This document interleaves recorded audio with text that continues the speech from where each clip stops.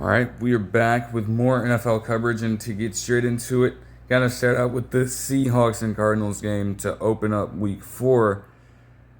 I don't know how this ended up becoming another cardiac game for the team after they blew out the Saints like that. But to be honest with you, it didn't really look like it was gonna go that way to start out the game. Although there were a few wacky plays mixed in here. The Seahawks defense was sound for pretty much the entire first half.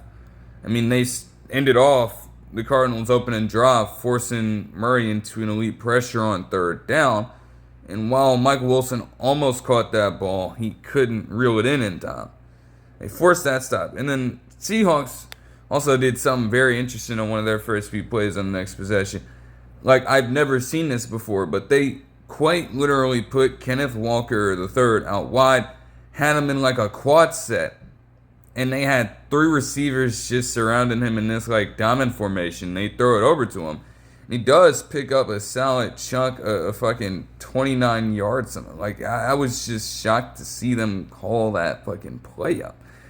It looked very, very weird. But, I mean, I guess you have to get creative.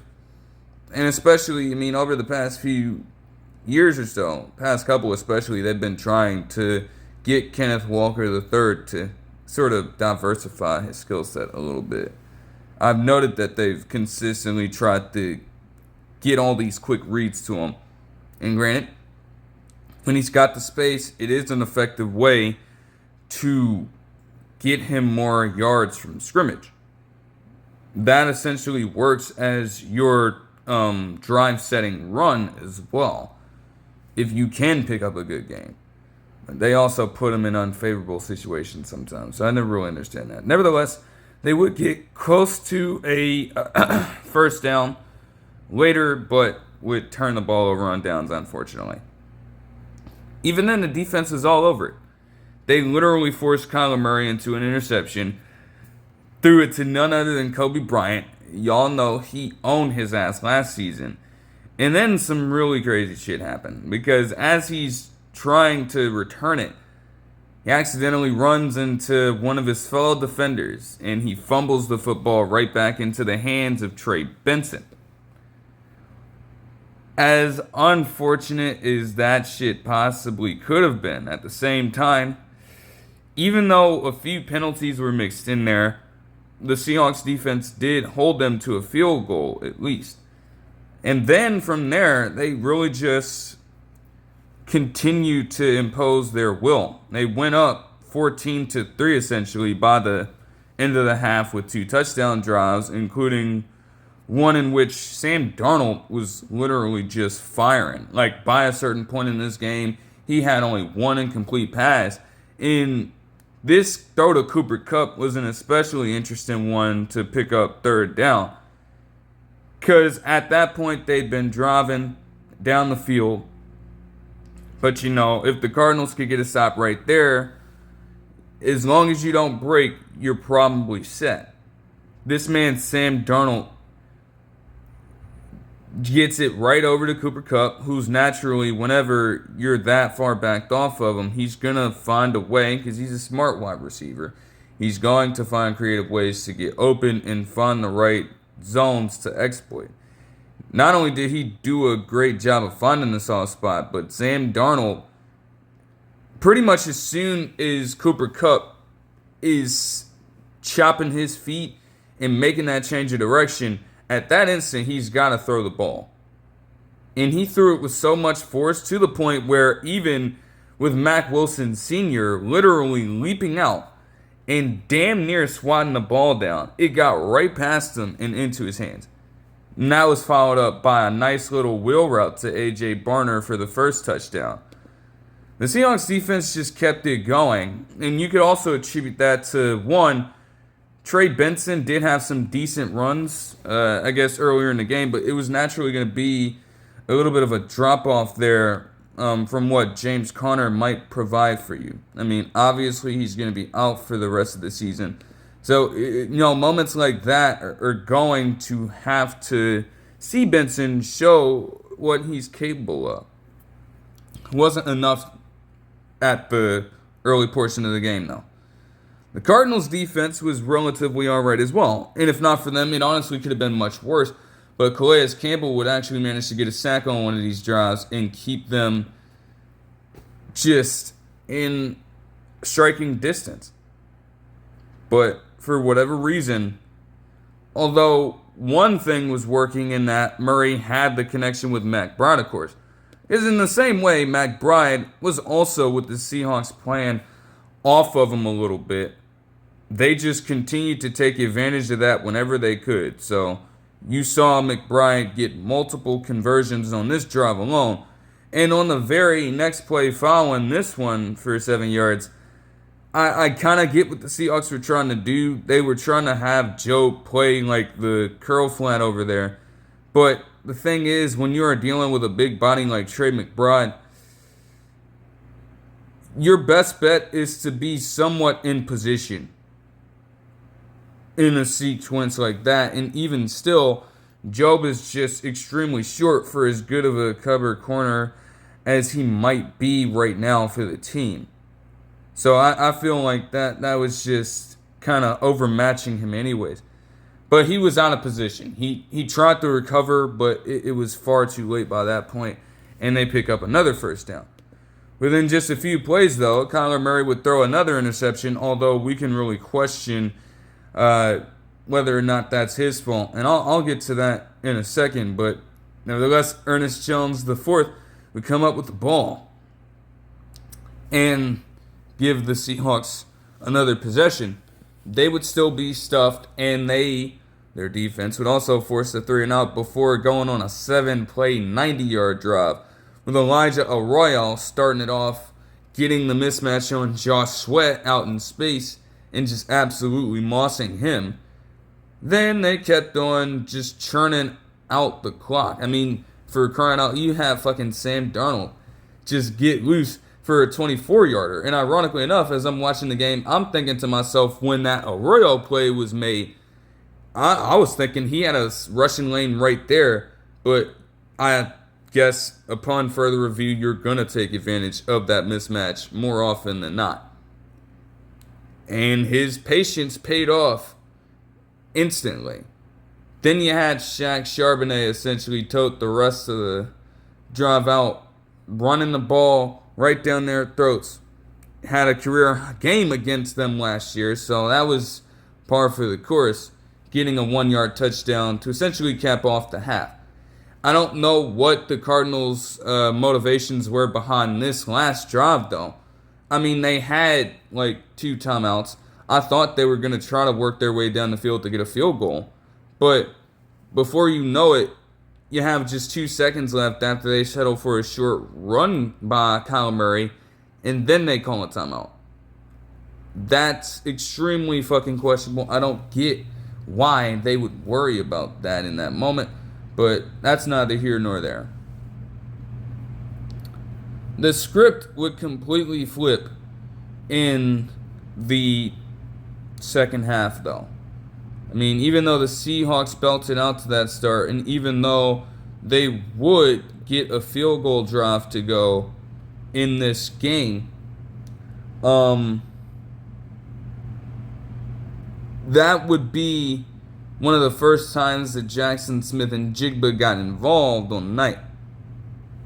Before he even had a catch, he had 3 rushes for 11 yards, including this sort of creative sweep play to him out of the backfield. And while that would get them close to first down, they would eventually be forced to settle for a field goal, nevertheless.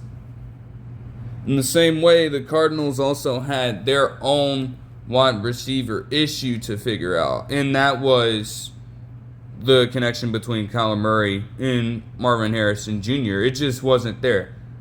I mean, there were multiple points in that first half that I noted as well that the timing was just completely off between those two. Like, for example, like I noted a play where I guess they're trying to pick up a first down, and Kyler Murray is expecting Marvin Harrison Jr. in that specific moment to run a curl route.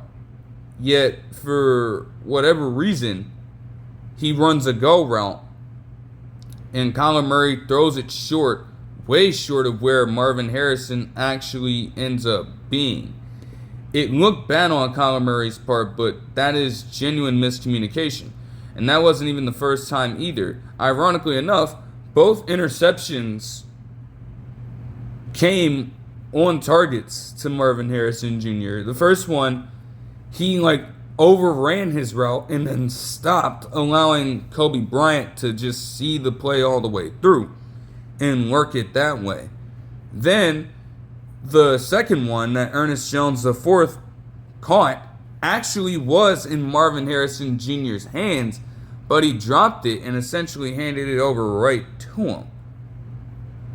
So it's like, that stuff is just wild, to say the least. And again, I find it crazy that people were saying, oh, Marvin Harrison Jr. is a bust still. Like, that is just highly fucking ridiculous to me.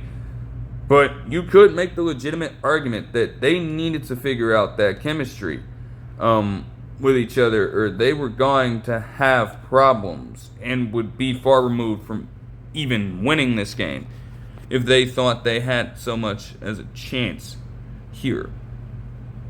I mean, they would get it going, though, on this next second half possession for them.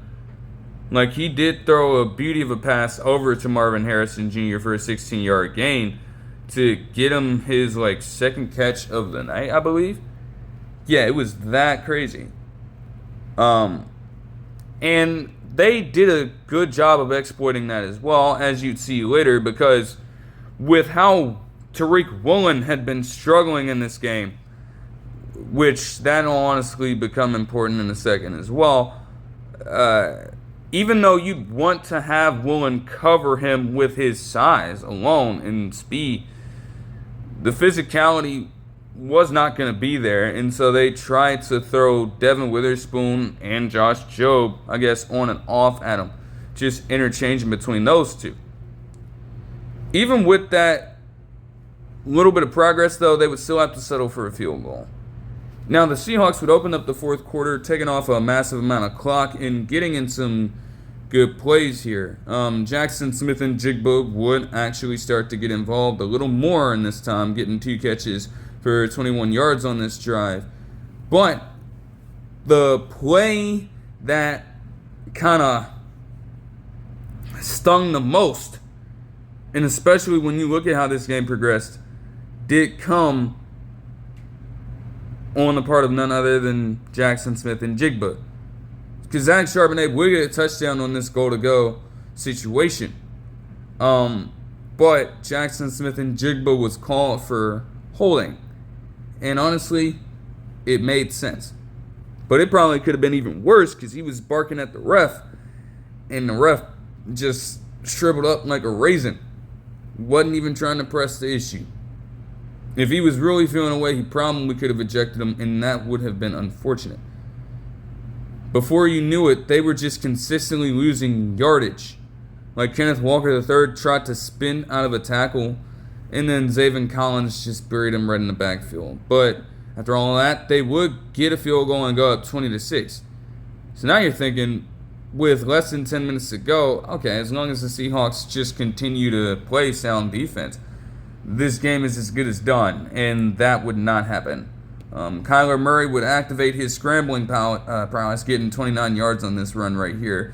And then eventually, before you know it, they were in go-to-go territory as well. Although it did look good after Nwosu sacked Kyler Murray in the backfield, Kyler Murray would just chuck it up straight over to Marvin Harrison Jr., and he boxed out Devin Witherspoon completely for the touchdown catch. Again, Devin Witherspoon is a great corner, and I guess people were just kind of complaining about, his effort on the play or whatever. I'm like, he's doing as best as he can there.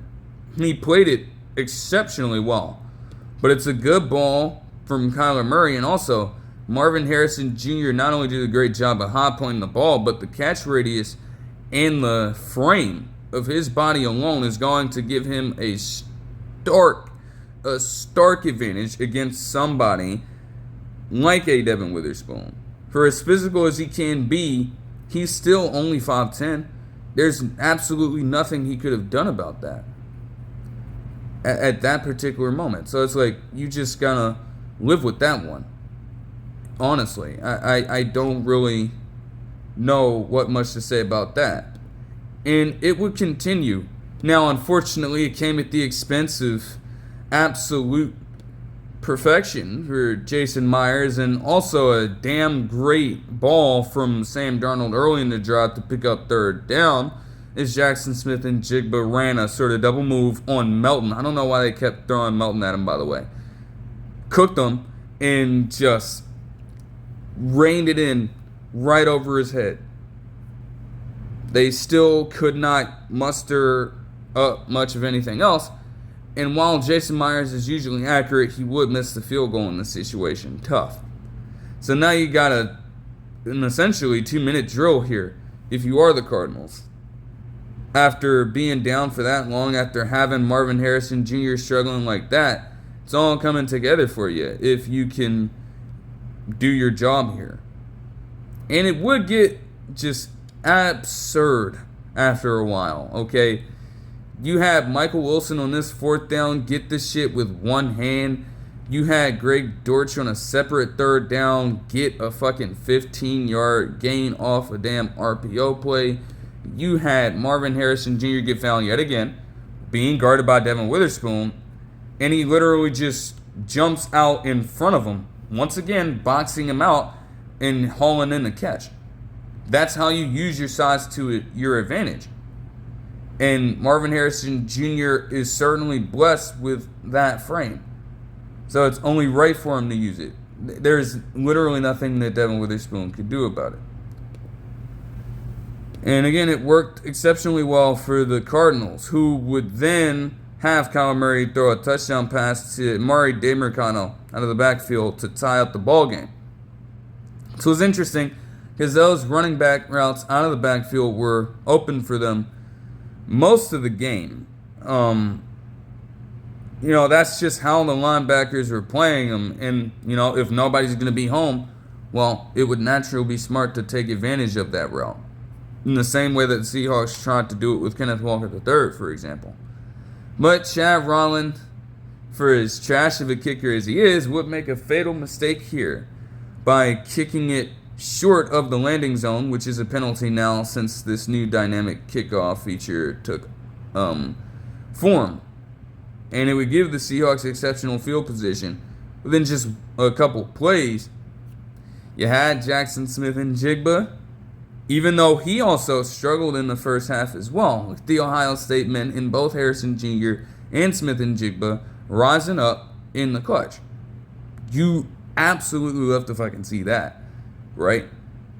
He gets another route, another chance to burn Max Melton, and he does it again, jumping out in front of him in the same way to get the ball from Darnold. Again, putting it only where Njigba could adjust, and he would smartly get out of bounds, although they would challenge it. It was confirmed, and just like that, Seahawks were in field goal range, had first down, and had the advantage with the Cardinals using their last time out as well. They ran for a few more yards to kind of get Jason Myers his preference in terms of what side of the hashes he wanted to kick on. And even though Myers missed that one, this is still a kicker you have the utmost faith in. So I figured, and especially with him ingesting smelling salts, his own, obviously, per the rule, he would make the field goal and the Seahawks would get the 23-20 win. Crazy it had to be like that, but hey, a win is a win.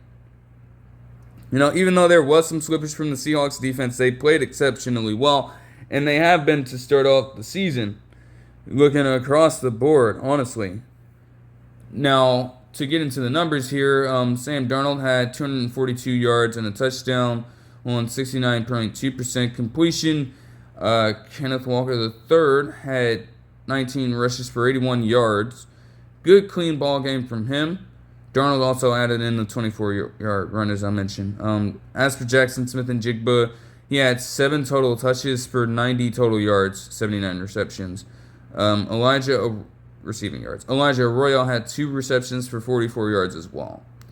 As for Kyler Murray, weird game for him, but again, you have to credit him and the entire Cardinals team for that defense to keep the Seahawks at bay from scoring for that entire half and slowly allow your offense to work through their issues like that. In any other situation, they probably do win the game. But hey, not against the Seahawks, who have won like 8 straight games against them. Nonetheless, Kyler Murray had 200 yards passing on 65.9% completion and 2 touchdowns with 2 interceptions. Also had 41 rushing yards on the ground. Trey Benson did okay with 8 rushes for 35 yards, but again, it's not going to look the cleanest. There are going to be some growing pains there. That's a given. Marvin Harrison Jr., after having his own struggles in the first half, like I mentioned, had 66 receiving yards and a touchdown catch on 6 receptions. Trey McBride had 7 receptions for 52 yards, and Greg Dortch had 4 receptions for 35 yards. Yeah, just crazy stuff for the Seahawks. But hey, they keep it rolling. On to a 3-1 record. You'll love to see it. Moving on into the Sunday action now. Starting out with the Commanders versus the Falcons. Jaden Daniels would miss his 2nd straight game, still dealing with a nagging injury. But, I mean, hey, if Marcus Mariota was playing that well for you last week and he could sustain that, well, you're in good hands, to be honest. Too bad that Marcus Mariota was facing his former team, though. And honestly, the Falcons would take this game to get right back on track after being shut out against the Panthers somehow last week. You knew they were going to try to come right out and regain their offense in this one. And they would do that. I mean, hell, when Kyle Pitts Sr. is already getting a 26-yard catch to, pick up a key 3rd down on this opening drive, you know you're in good hands.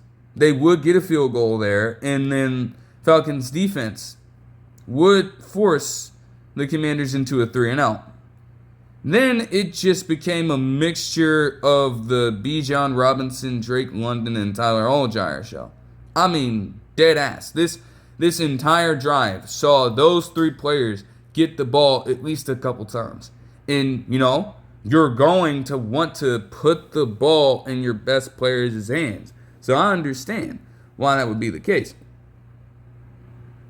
I mean, you had Drake London not only get a 14-yard catch here, but would also catch a 5-yard touchdown. If you get the ball anywhere near him, again, he's also one of those players with his damn 6'4" frame who literally doesn't need much. The catch radius alone will allow him to out-muscle most cornerbacks in the NFL who might not have the size or general physicality to compete with him on a rep-to-rep basis. It's just as simple as that. Now, the Commanders would get it back going themselves. Chris Rodriguez Jr. would, at the very least, get a 48-yard run. Bowman Jr., tremendous rookie out of Oklahoma, would stop him just short. Still, that wouldn't deter the Commanders at all, despite them nearly losing the ball and despite them coming close to having a turnover on downs. But Deebo Samuel Sr. would bail him out there. Luke McCaffrey, the other McCaffrey brother, would get in for a 5-yard touchdown catch pretty easily in the back of the end zone. And all of a sudden, the ball game was tied.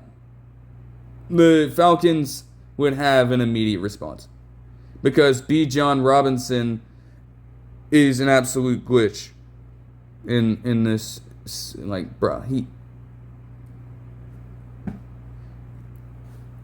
in Harlan, again, as I noted as well, had a great call in this moment as well. Like, he just is so damn shifty. And for a person who was kind of this power workhorse back at Texas when he was healthy, like, he has got some exceptional fucking footwork. So he's literally just dancing around all of these defenders and shaking them off with ease to get in for a 14-yard run in this situation. And the Falcons would take a 17-10 lead there. The Commanders would respond right back with a field goal of their own, even though defense for the rest of the first half was essentially the name of the game for both teams. Is they would both be held scoreless for this time, and the Falcons would also be forced into a 3-and-out. Commanders at that point were just thinking, okay, we'll try to get this back in the third quarter. And I mean, they would get a decent drive going, but it certainly wasn't enough to really strike fear in the Falcons' hearts at that point. They just mustered up a field goal. And especially when you can have what would ensue for the Falcons on this drive right here. I think I missed this play, but a 69-yard catch follows the score for the Commanders by Bijan Robinson. And then what I did see, Kyle Pitts Sr. would actually get open in like the flats again, and he would get a solid touchdown catch. Now, ironically enough, this ended up being on the Commanders' recent addition in Darnell Savage Jr. But by that point, he was already off and running, and Savage Jr. just couldn't really get the tackle in time. That's why it's important to be in position if you are a defender in that case. Matters would be made worse for the Commanders when they did have Marcus Mariota throw an interception to none other than Xavier Watts. But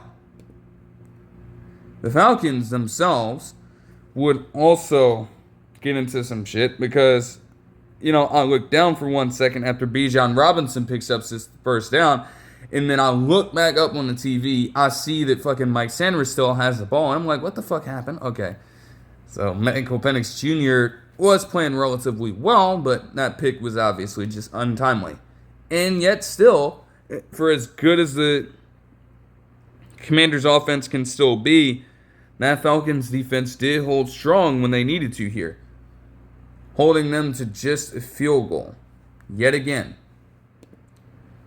To cap off the third quarter, the Falcons would just run and run and run down the field yet again.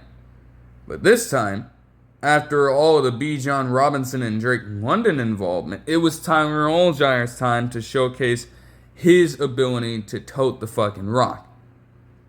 Bowled right through the defense for a 15-yard rushing touchdown of his own. And while the Commanders would try to chip away, it would be important for them to keep the Falcons' damage to a minimum.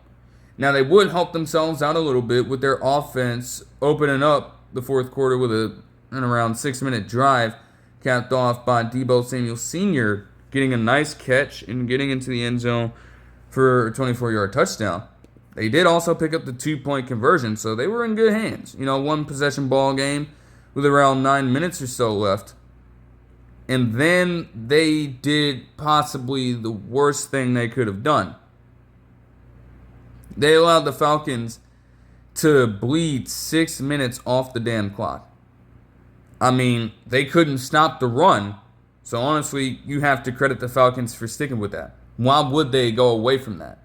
I mean, that was the situation that kind of I was talking about when they faced off against the Vikings. It's like, if you are that dominant of a rushing team in the most pivotal moments of a ball game, why would you opt to pass and force Michael Penix Jr. into these high-pressure situations when you really don't need to? And so they relieved him of his duties for a little bit.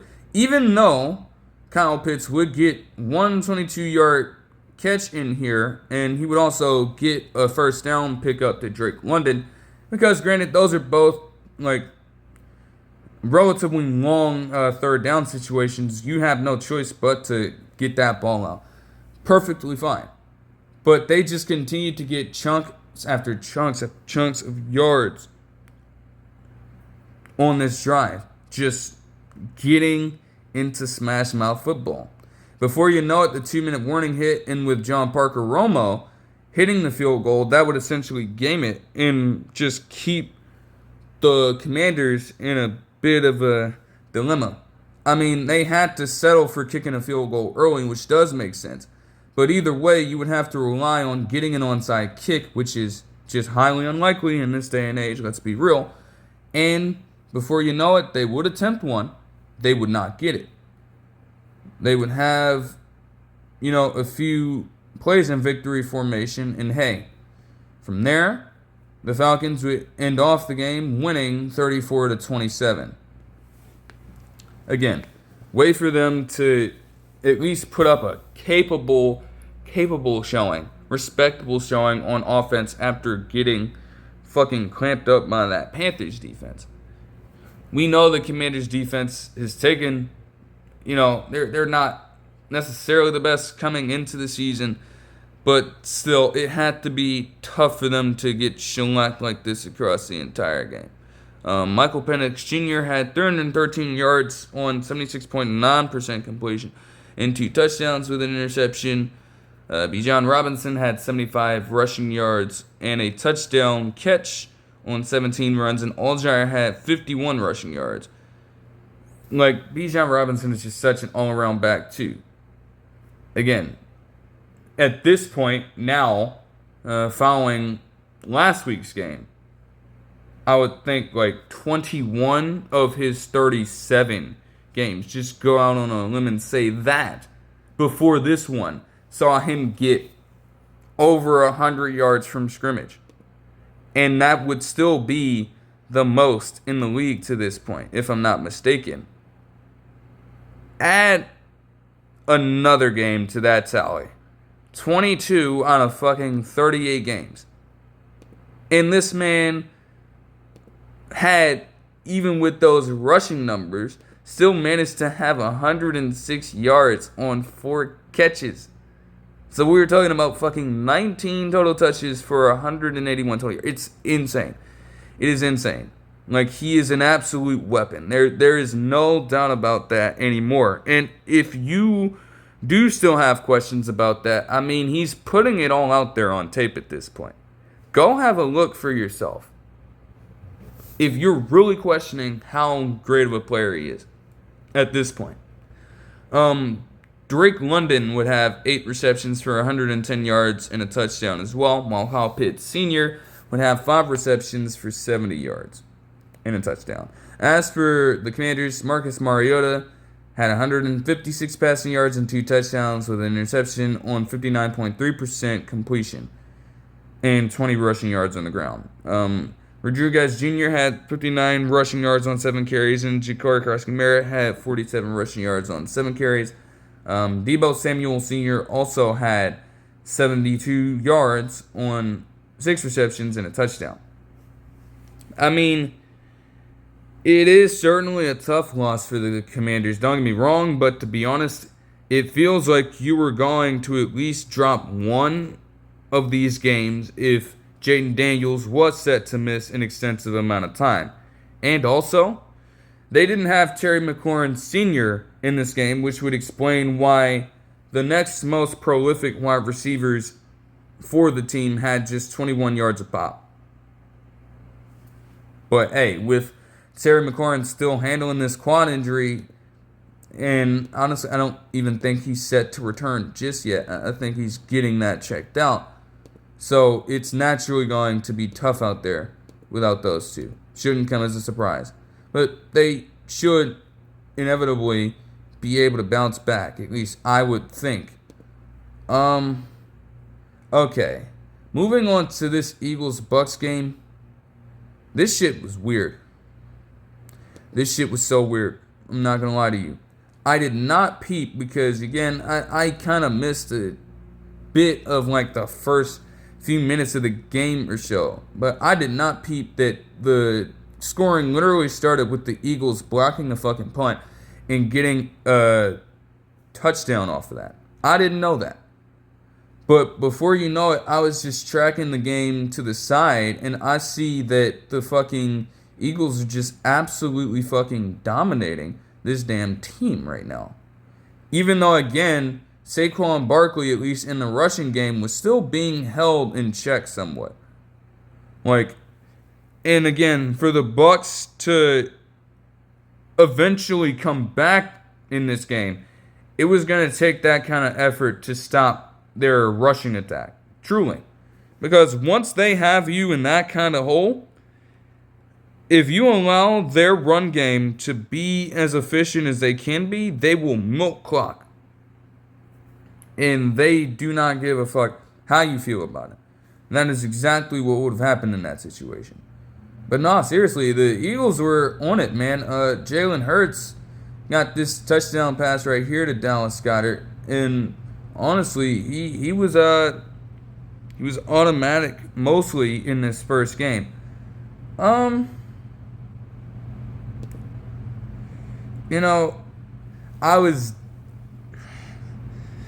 Shit got really interesting here because it got chippy as well. Cooper DeJean was taunting, and he would get penalized for that. But then on the very next play, even though it would be overturned, this man got an interception right back. So that was an interesting development.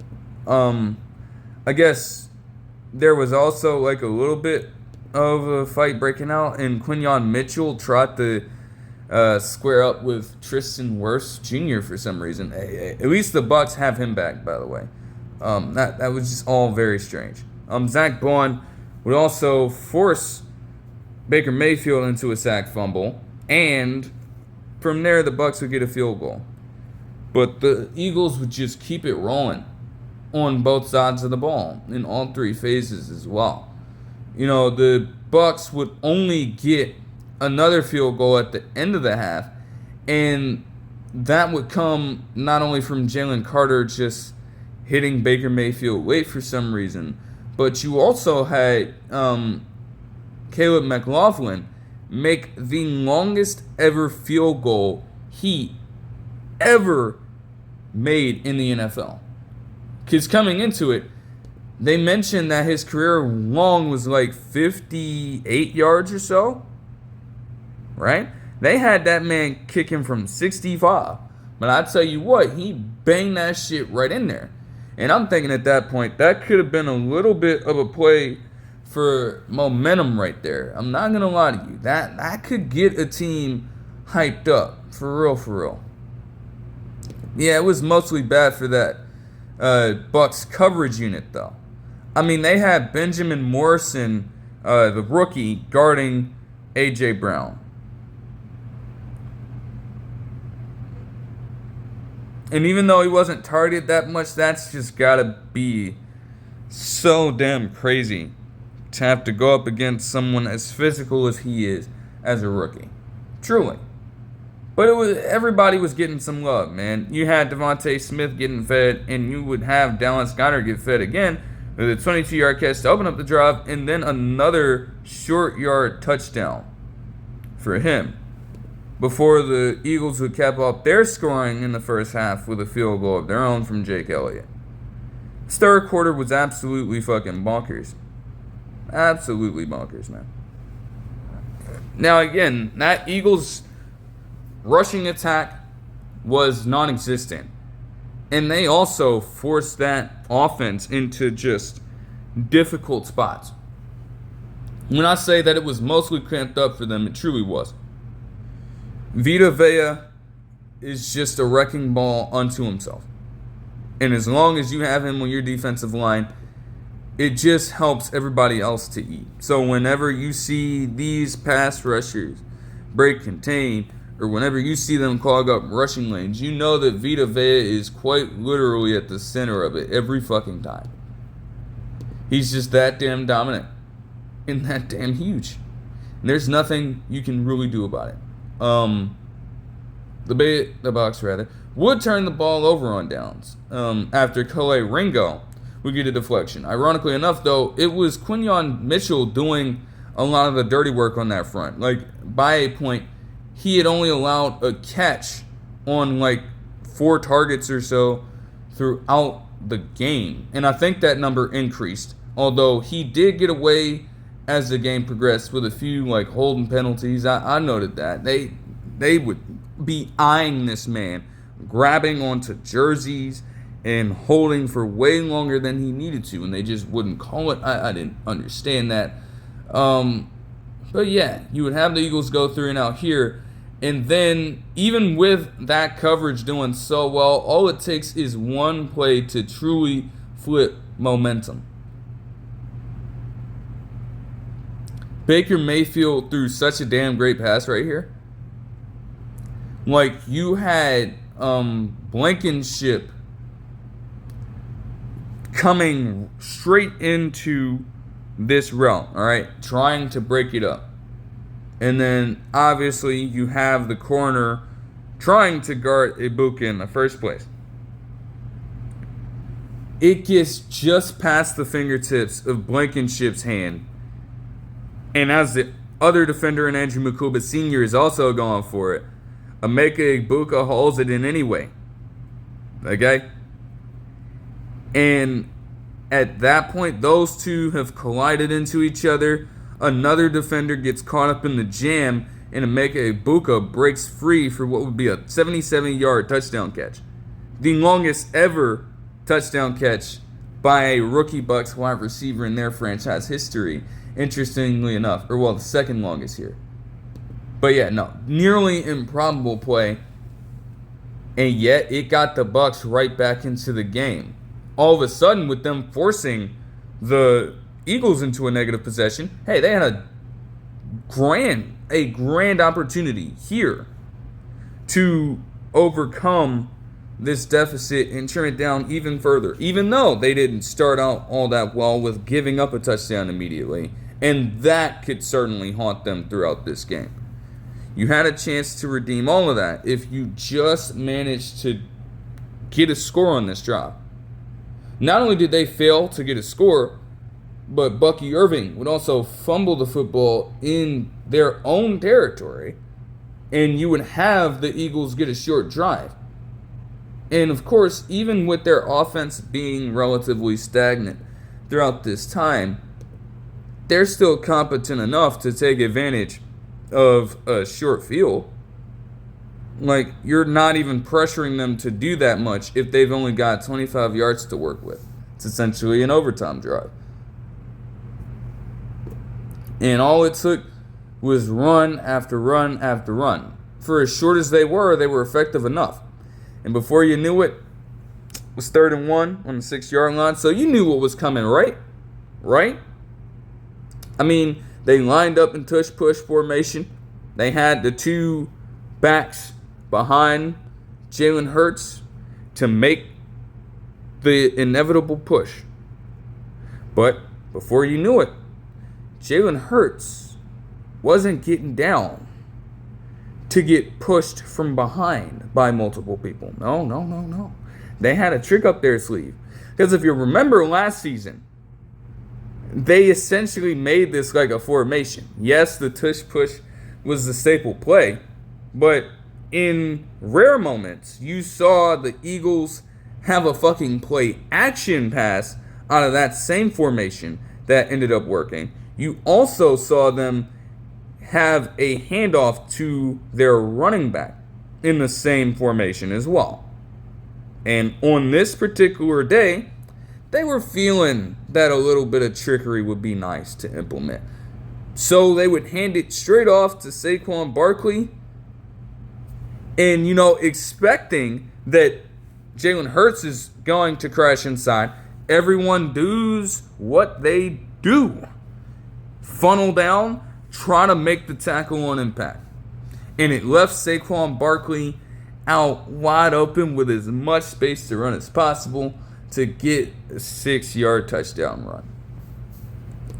But yet again, the Bucs were not going out without a fight.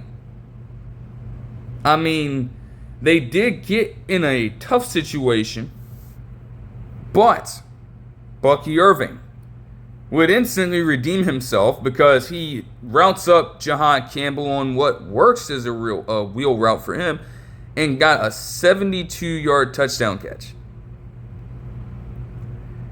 That's a bit sloppy for the Eagles defense when you really think about it. You'd been doing so well against them at this point, and you give up multiple 70-yard touchdown plays in 1/4's worth of work.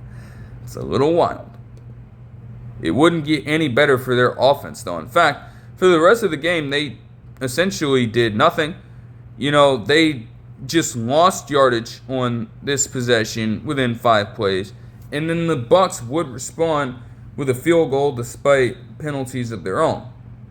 Hurts was struggling to pass. And when I get into the numbers, I'm going to get into that. But for the Bucs, that coverage unit was great. Benjamin Morrison, for example, even with the physicality of A.J. Brown, would manage to get a swat on him. Timed up the attempt perfectly, and it forced the Eagles into a 3-and-out. 8-point ball game for the Bucs now. This is another elite opportunity for you to maximize on that and get a touchdown out of this somehow, right? Well, they got close, to their credit. They did get a short field because, honestly, I'm not going to lie to you, I kept confusing Tez Johnson and Cameron Johnson. But Cameron Johnson in this game, overall, might have been a sneaky MVP. Because when the Bucs needed to be placed with good field position, it felt like more often than not he was making some dynamic play or some dynamic return that ensured that they would have a fighting chance of getting quick and strategic scores. It was really just on the offense to compound on those opportunities. And they did get damn close here. But Baker Mayfield, in this case, made a stupid decision that would have an even more immediate impact on the final result in the game. Because earlier in the game, that Zach Bond fumble literally saw him trying to do a similar thing in terms of extending a play that just wasn't there, and he lost the ball that way, although it was kicked out of his hands, if you really think about it. Baker Mayfield was in a similar spot here. Now, I thought personally that he had a rushing lane, and in a situation where you're just trying to protect the football, it would have been a lot smarter for him to just take the couple yards, maybe 3 yards, and just live to see another down. But he wanted the entire thing. So he tries to initiate a little scramble drill, and to be honest, he did see Chris Godwin Jr. somewhat open in the back of the end zone. But before you know it, he throws the ball, and I guess in a way he might have had a good chance to lob it up. Maybe the trajectory was kind of looking as though it would have gotten in that specific area of the field. However, Reed Blankenship came right up and swatted at it, altering it immediately, and it fell right into the hands of the rookie Jahad Campbell to end off the drive right there. While the Bucs defense would still hold, the Bucs were only left in a bit of desperation on this next drive, and they wouldn't even get remotely close to the red zone for the rest of the game. The Eagles would settle for safety, an intentional safety, which was smart, and thus they would win 31-25.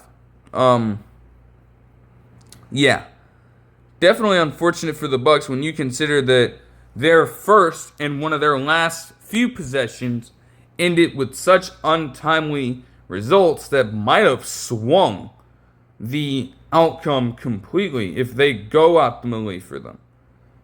But that is the game of football. And honestly, they still had a pretty good chance. They got themselves right back into it. They've been the comeback kids for this long. But when you are consistently turning the ball over like that in pivotal moments, you rarely are able to come back from that. Even though we've seen it, it is incredibly difficult. And the Eagles, even though, they had some of their own struggles. They are not a team that you can make too many mistakes against. It is as simple as that. Because the second you do,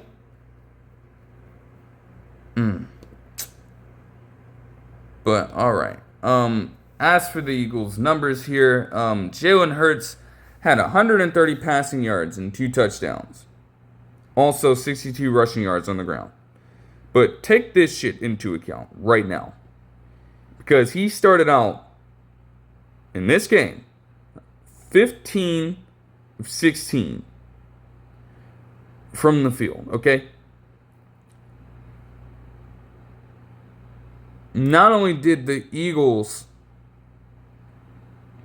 struggle to initiate offense, but when you look at it, Jalen Hurts did not complete a single pass on 8 attempts in this half. And as an offense, I mean, this is probably, because of the... it's a little cherry pick because you have to account for the loss that Braden Mann had on this intentional safety. But they essentially lost yardage in this half when you account for the actual yards that they gained and penalty yardage that was tacked onto drives and posts.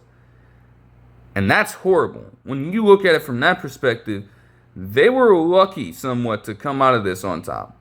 Truly. Like, they better thank their stars that their defense made the couple of turnovers that they did. Because honestly, if not, and your offense is still to just simmer down like that, it would not have been good for them. As for the Bucs, Baker Mayfield had 289 yards and 2 touchdowns with an interception on 55% completion. You definitely want to see that get hiked back up. Again, just a lot of errant decision making and just trying to do a little too much, honestly. Like, the Eagles weren't really always getting him in spots where he felt that kind of pressure as well.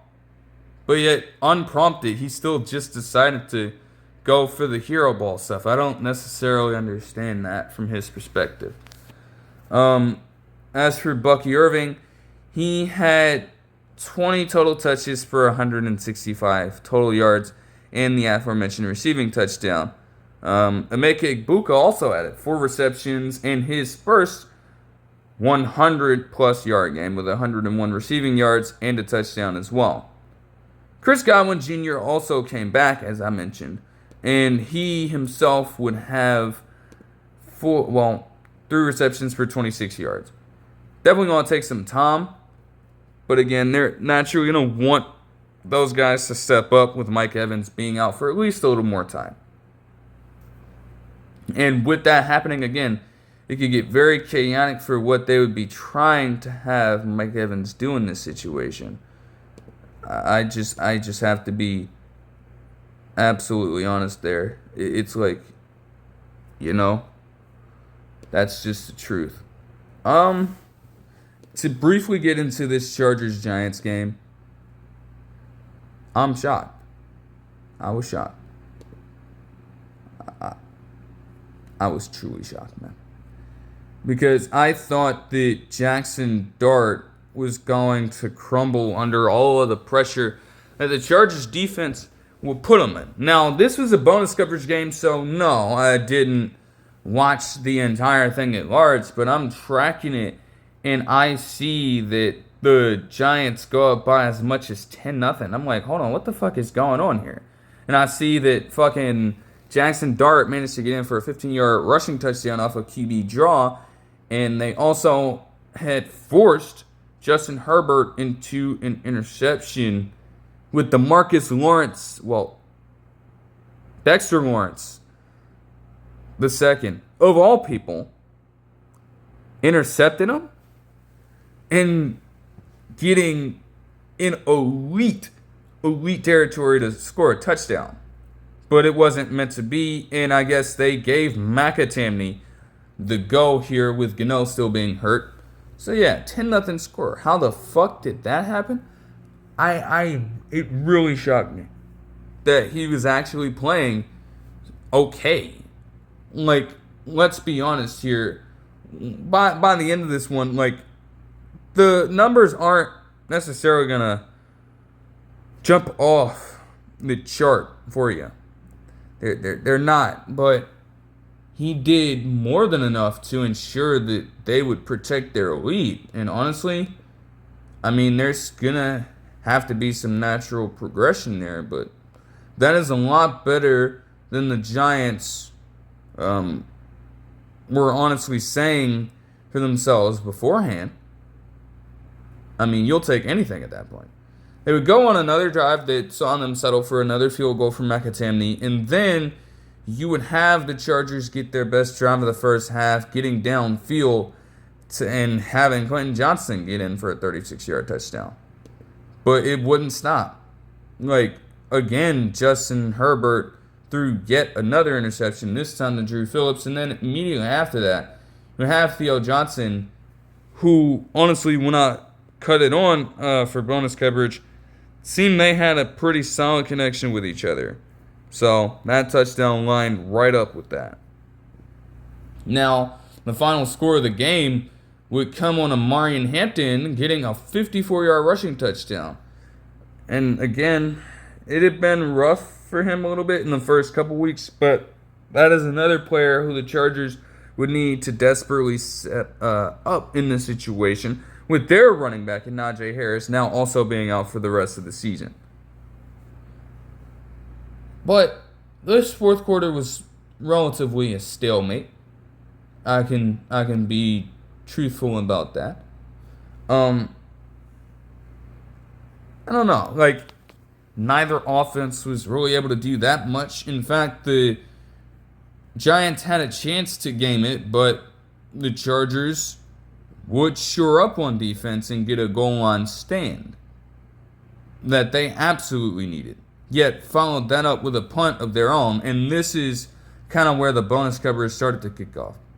It's insane how Cam Scadaboo has already emerged as a sort of running back that teams have had to game plan for. I mean, they were so focused on trying to stop Cam Scadaboo that they literally threw a wall at this man. This man, who is 5'9", and yes, he definitely has a good amount of weight on him. But my good, you are that desperate to sell out for the run that you are ensuring that Cam Scadaboo has absolutely nowhere to go. It was absolutely fucking wild to see, man. But the Chargers would force the punt. And I mean, they had a decent chance, but in all honesty, just 18 seconds left, no timeouts. There isn't much that you can do in that situation. I was thinking that, hey, if they could get a decent enough gain to go out of bounds, they could potentially have Justin Herbert in Hail Mary range. I would think that he has the arm for it. We've seen how strong his arm can be. So it's like, shit, why not? And while they would get a 22-yard gain to Quentin Johnson, he was unfortunately tackled in bounds. They did not have enough time to get back to the line of scrimmage and call another play. And the Giants, despite starting off 0-3 and despite all these questions surrounding how Jaxson Dart would perform in this game, they actually managed to get their first win of the season and in the Chargers' undefeated campaign. 21-18.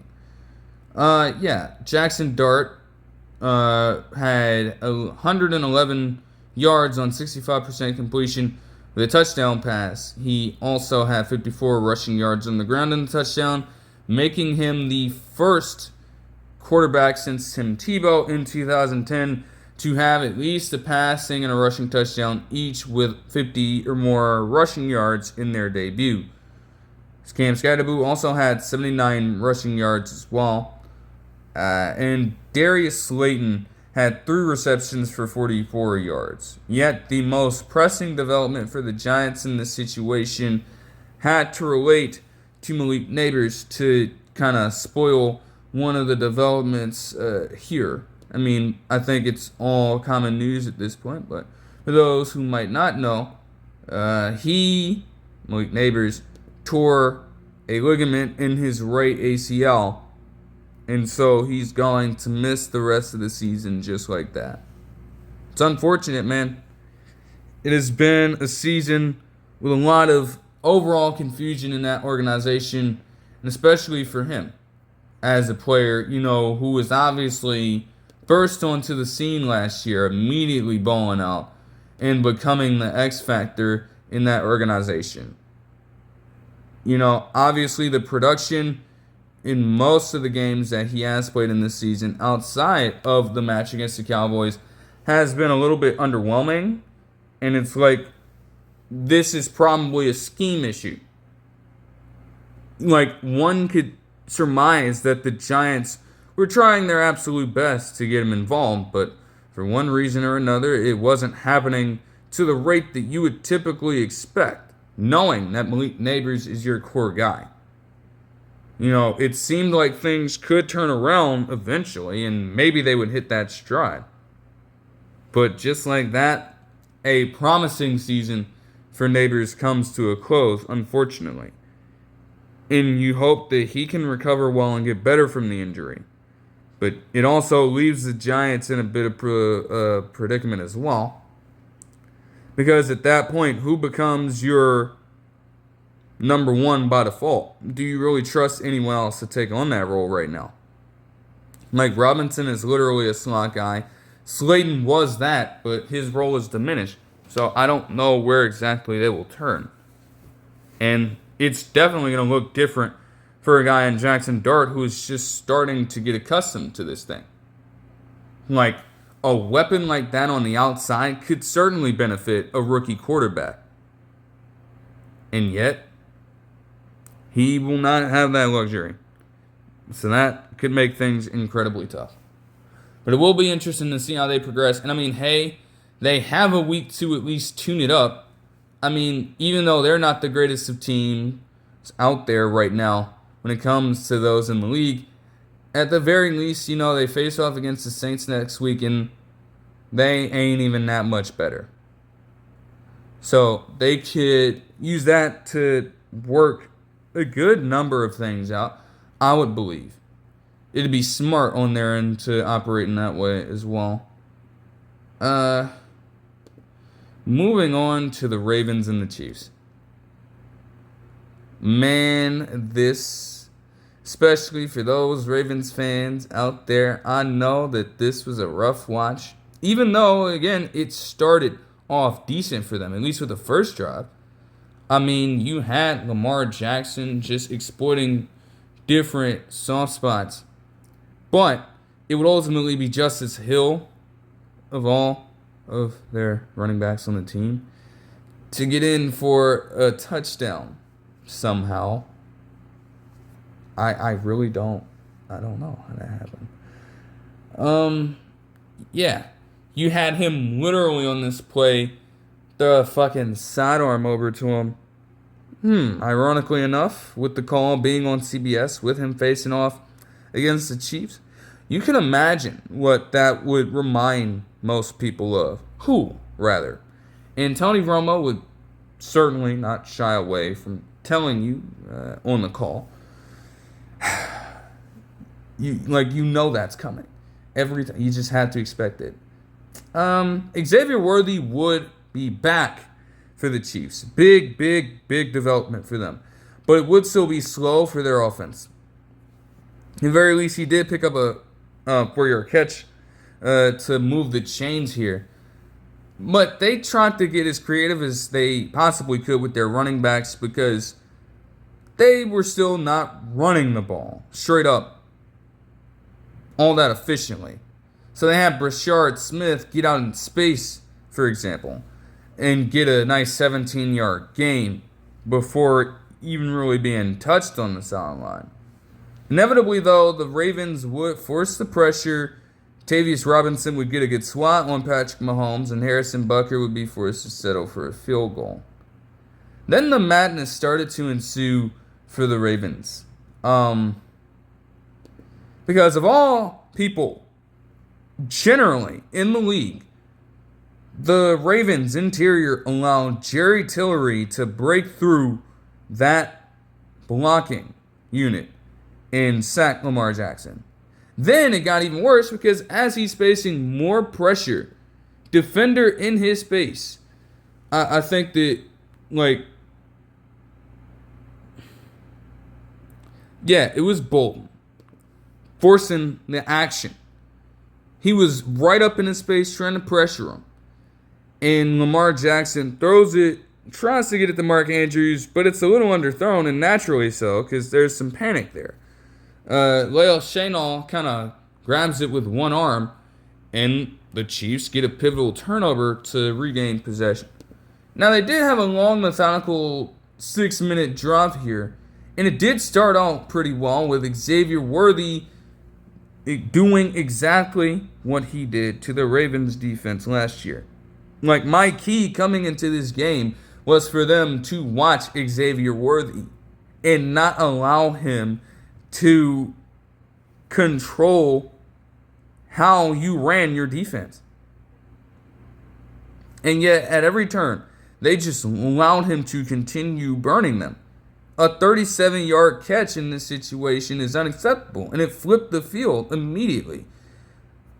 Now, the Chiefs would be forced into a 4th down inevitably, but Kareem Hunt, by that point, does still have enough strength, upper body, to, barrel for it for a 1st down. And then the Chiefs would have Marquise Hollywood Brown to go out there and get a catch. Very rare for him to do that as a Raven. And now you have him acting completely different as a Kansas City Chief. It's pretty wild. We got in goal-to-go territory, and the Chiefs would be forced to kick a field goal here. But it wasn't even getting any better for the Ravens offense. I mean, while Derrick Henry would appear to get a few solid runs here, the discipline was just not existent for this team. You follow up a delay of game on Lamar Jackson with grounding on Lamar Jackson, and before you know it, it's 3rd and fucking 26. Then they have to punt the ball, and then Nico Remigio gets a punt return all the way to the 44-yard line. With that easy field, it's going to be easy for the Chiefs offense, no matter how they move the ball down the field at this point, to get a damn score of some kind. And to add even more insult to injury in the sequence, Xavier Worthy would get a fucking 35-yard run just barreling past on this reverse. A similar reverse, in fact, to the one that he scored on last year as a rookie in his debut. And again, you didn't learn your lesson then. You're implementing the same stuff now with some of the same defensive personnel. That doesn't make any sense. And you paid the price for it. Because inevitably, you would have Mahomes connect with Kelsey, of course. But within a couple plays after that, Juju Smith-Schuster would get in for a 4-yard touchdown easily. And then it just went downhill for the Ravens. I mean, they couldn't even so much as break into plus territory because they turned the ball over on downs with George Karlaftis getting back there and pressuring Jackson. And then they allowed another touchdown score to the Chiefs here.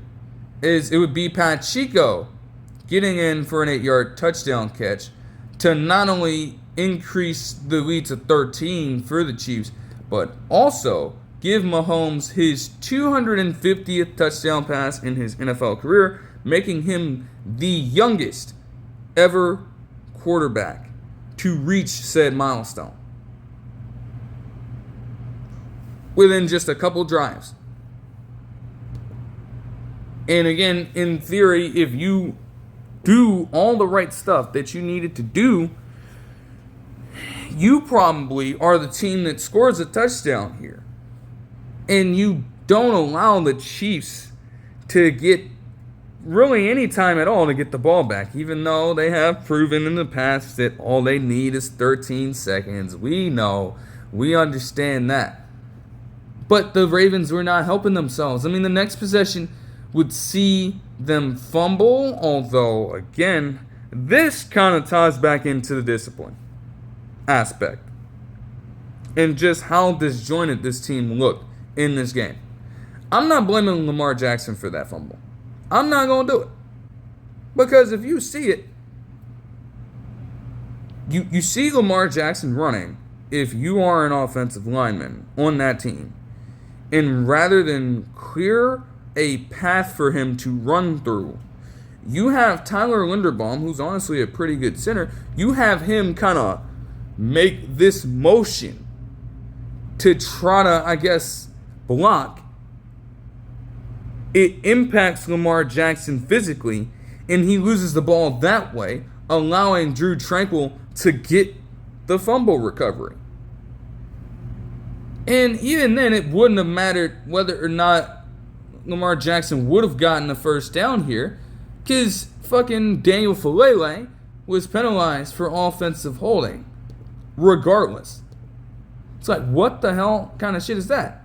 So not only did you give up 2 touchdowns in the last 2 drives with pretty good field position, mind you, but they also had a chance to extend this lead even further into 3-possession territory.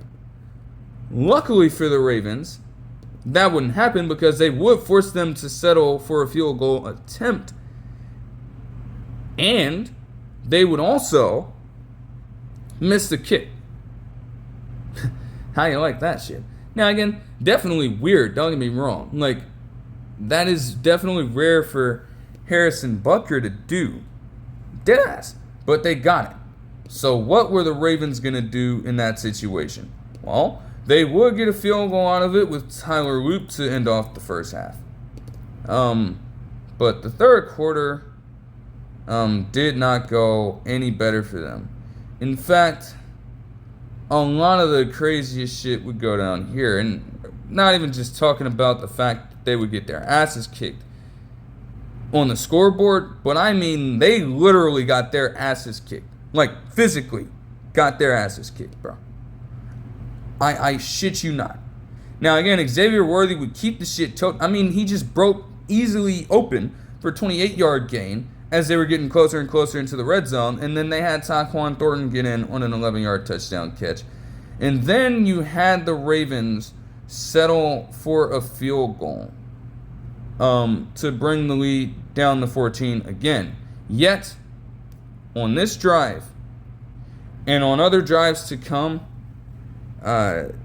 multiple Ravens were hit with the injury bug. Multiple, including Lamar Jackson. On this Karlaftis sack, I think he kind of triggered just some atrocious reaction in the lower regions of his body. And it led to what they diagnosed as a hamstring injury. Now, at that point, he was questionable to return, but before you know it, he was just taken out of the rest of the game, and they had Cooper Rush step in at quarterback to take over.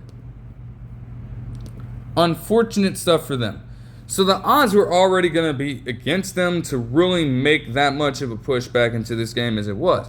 This defense, for one, could not stop much of anything as they were just allowing all of these different runs to take place despite the Chiefs not even being that great of a rushing team. And before you know it, the Chiefs had a 17-point lead once again. Not only was that happening, but multiple of their defenders were also dropping. Roquan Smith would also go down with a hamstring injury around this time, and he would be ruled out. There are also a couple updates on these general injuries, but it's like, man, what the fuck? My goodness, man. I mean, obviously injuries are a part of the game. And yeah, the Chiefs were asserting control anyways, but it just makes it that much harder for the Ravens depending on how long these injuries are when you truly think about it. They still got a couple of tough teams to face off against. And if you don't have your full roster out there, you could feel pretty outmatched in that game. And it ain't going to be fun for you. It didn't help that Rasheem Ali would muff a catch to start out this drive. But before you knew it, they would turn the ball over on downs anyway. I mean, do you really expect Cooper Rush to do much of anything? I didn't think so. The icing on the cake was this drive, and this play more specifically right here. Because Marquise Brown would pick up a 15-yard touchdown catch. On its surface, doesn't really seem like there's anything wrong with that. However, they put up this graphic and I was fucking beyond myself, bro. They mentioned that this man, had not scored a touchdown since October 29th of 2023. What the fuck? What in the fuck? You, of all teams, being the very team that drafted him out of college, you allowed this same person to get his first touchdown from scrimmage in more than 2 fucking years? Or nearly around 2 years. Now again, there is context for that. He, in the latter half of that season, did kind of see his production dip off a little bit as he was injured. He also only played 2 games last year before being taken out for the rest of the season due to injury. So it's not like, he was just playing extensively in these games in every single one that he could have been available for and just not being targeted in the red zone. That wasn't necessarily the case, but still, it's like that is just twisted fucking irony right there. And it just did not help on a day where the Ravens just looked like such an inferior team. And, multiple people were echoing this, man. It's like, this is not something that you would associate with Ravens football. I mean, similarly to how things went against the Lions last week, the way they just got absolutely punked like that, especially on the defensive side, is not something that you would associate with Ravens football. So it's like, damn. Like, even though Justice Hill would manage to get a fucking 71-yard run, by that point, that didn't do shit. All right? The game was done by that point. The Chiefs would win 37-20. And my thing was this. When something like that goes down, I don't know if anybody would necessarily be on the hot seat, I should say. Especially with, all these people clamoring for John Harbaugh's job at this point. But I would like to think, that somebody would be taken off of this coaching staff. I don't know who it is. I don't know where they'd look.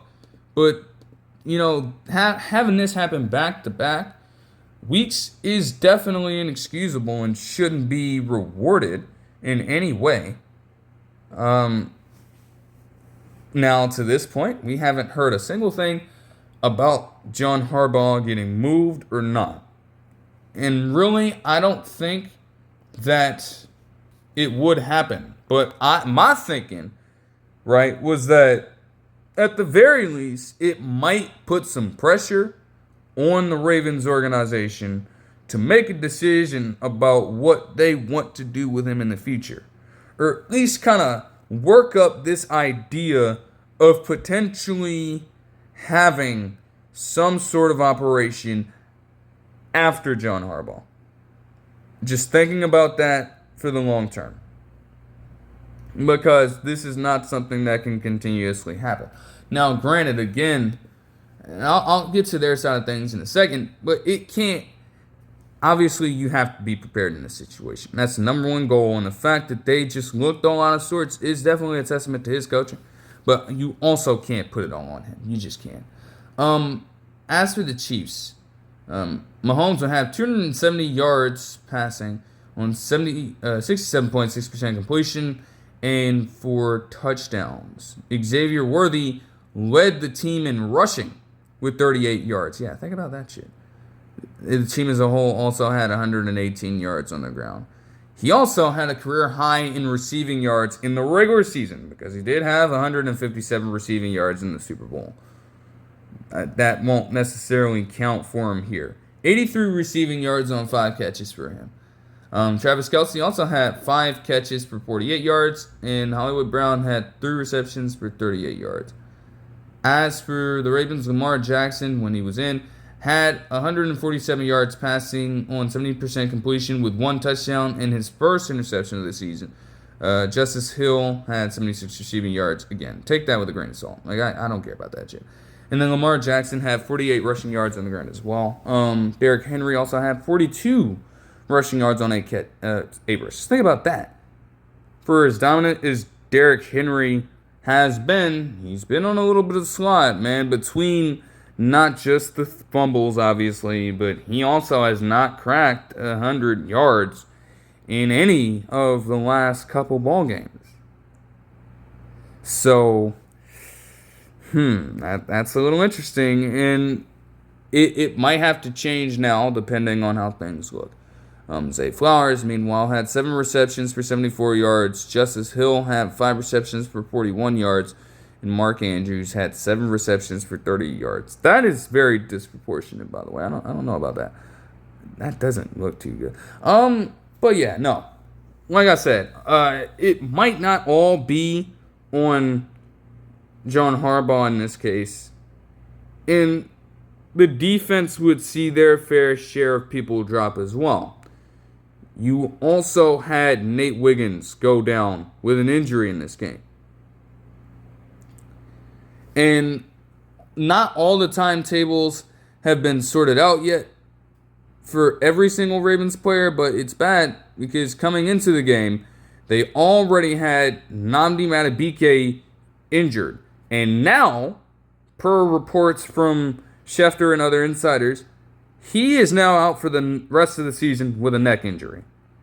But if losing their top defensive tackle wasn't already bad enough, Broderick Washington Jr., before this game even started, got injured with something. Travis Jones, before this game even started, got injured with something. So, damn, your entire top 3 on the depth chart, the tackle position, just gone like that. Insane. Roquan Smith is going to miss a few weeks with a hamstring injury, and as a result of that, I did note that they were trying out Eric Kendricks. I don't think they've signed him yet, but that would probably have to be the move. You got to go somewhere. And honestly, as a middle linebacker, even though, he's a lot older now, that wouldn't necessarily be a bad idea. Like, he could still be a good captain of that defense, I think. The biggest thing coming out of this game, though, was trying to figure out how long would Lamar Jackson be out for? Because if he was to miss an extensive amount of time, one could argue that it would severely hurt the team. You don't have a backup quarterback who even compares to what Lamar Jackson does for them in general. Like, his impact is just unquestioned to this football team. And it's not going to be matched by that of Cooper Rush. Now, they would come out yesterday with another Schefter report and mention, even though I don't have it noted here, that he is going to miss at least the next 2 to 3 weeks with an injury.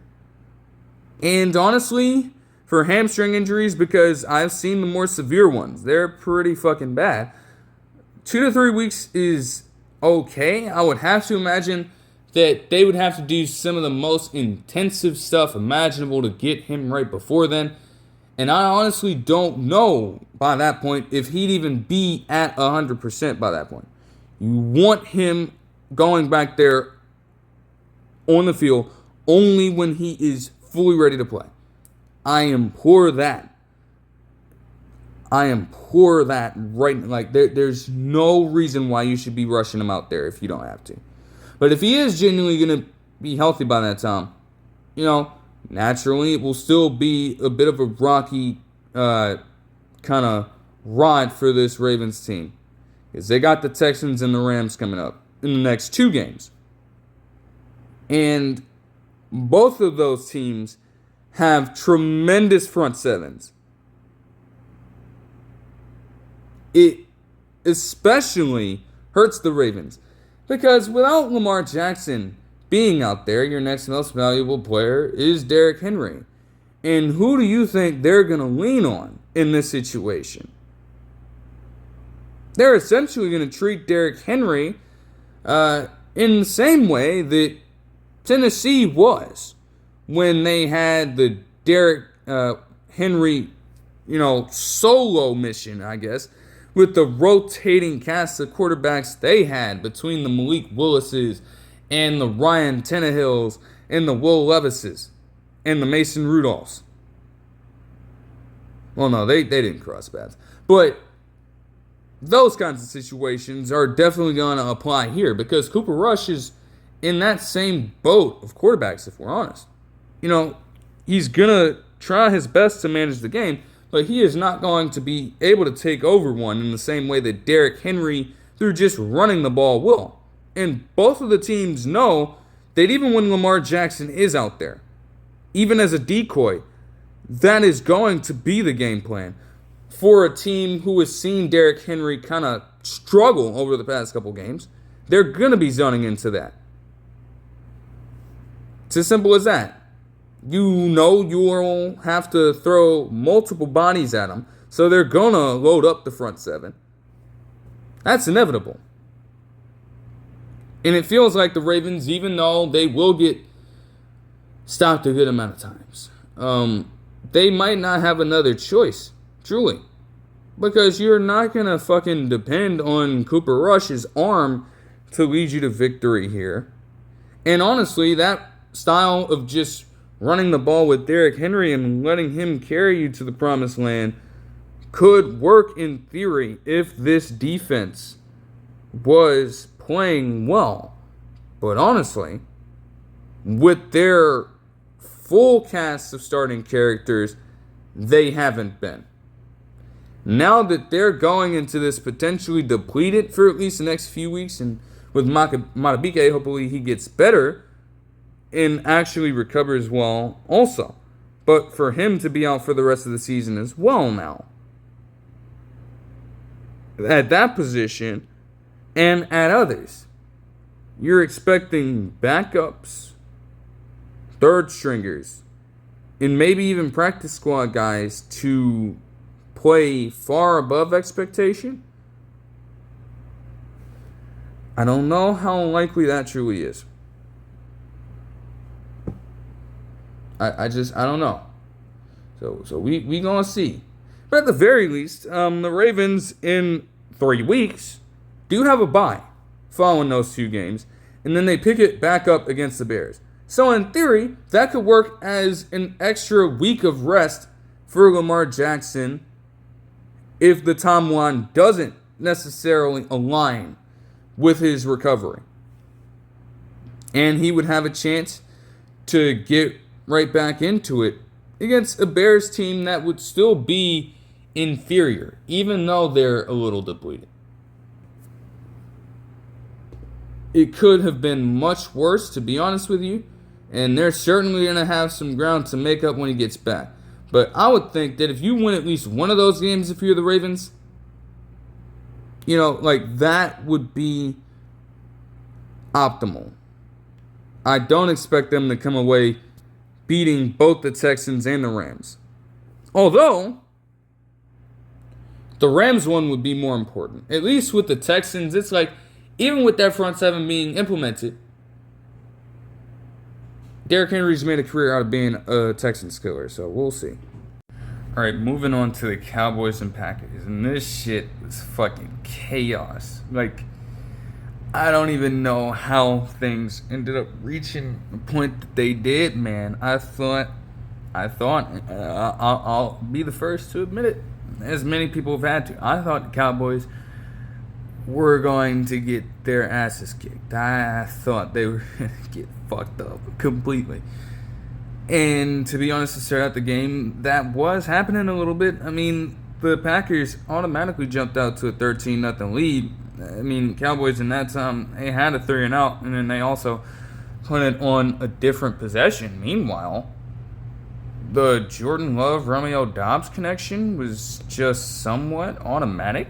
I mean, they kind of struggled to establish their rushing attack as well, though again, like I've stated, Josh Jacobs is going to perform much better in volume. So, I guess that's something they could navigate through regardless. But yeah, just firing a strike over to Romeo Doubs for the first touchdown. And then the second drive here that they scored a touchdown on saw a pretty creative damn play, to say the least. I mean, one thing that Green Bay has tried to implement, I guess, over the past couple seasons is just a load of creative ways to get their running backs the ball out of the backfield. So Emmanuel Wilson, for example, started off the drive with a 25-yard catch of his own, but things turned up a notch on this play right here. So they're deeply backed up on this second down following a penalty on their linemen, and it looks as though Jordan Love, initially, as he scrambles out of the pocket here over to the left side of the field, he's probably just going to take off and run, I would have assumed. But then the perfect convoy opened up, because you had Emmanuel Wilson running in front of Josh Jacobs. And Josh Jacobs was right behind him damn near perfectly. So smartly, Jordan Love laterals it over to him. It counts as a pass. I thought it worked pretty much like a run. And what do you know? Josh Jacobs just does an excellent job of working the sideline here and gets all the way down to the 1-yard line, trucking Trayvon Diggs for a little extra emphasis on that. And then Romeo Doubs would get his second touchdown catch of the night, randomly enough. But then, as soon as that happened, in a way, fortune started to change for the Cowboys, because somehow, someway, Ambry Thomas, special teamer, would block McManus's extra point, and the Cowboys would get their first points of the game with a 2-point blocked PAT. What? I could not believe that shit as I was watching it in real time. That doesn't make any fucking sense at all to me. But okay. And from there, I mean, their offense would still be a little stagnant, but bruh, as soon as this next event happened, man, I was saying, that has got to motivate a team. Truly. So they put the ball away. And obviously they have Matthew Golden back there. He's got, potential, I guess, to excel in that front. So, naturally, they just try to have him field a return. And he does. Yet, rather than just going down immediately, he made the fatal decision to spin and try to pick up extra yardage. Oh my goodness, he should never have done that shit. Because as soon as this man turned around from the spin attempt, in came Maris Lufau, and he smacked the shit out of him. When I say that motherfucker touched earth, he touched the fucking dirt.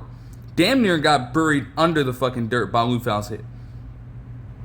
I mean, he literally tries this reverse spin and gets fucking decked by the linebacker out of Notre Dame.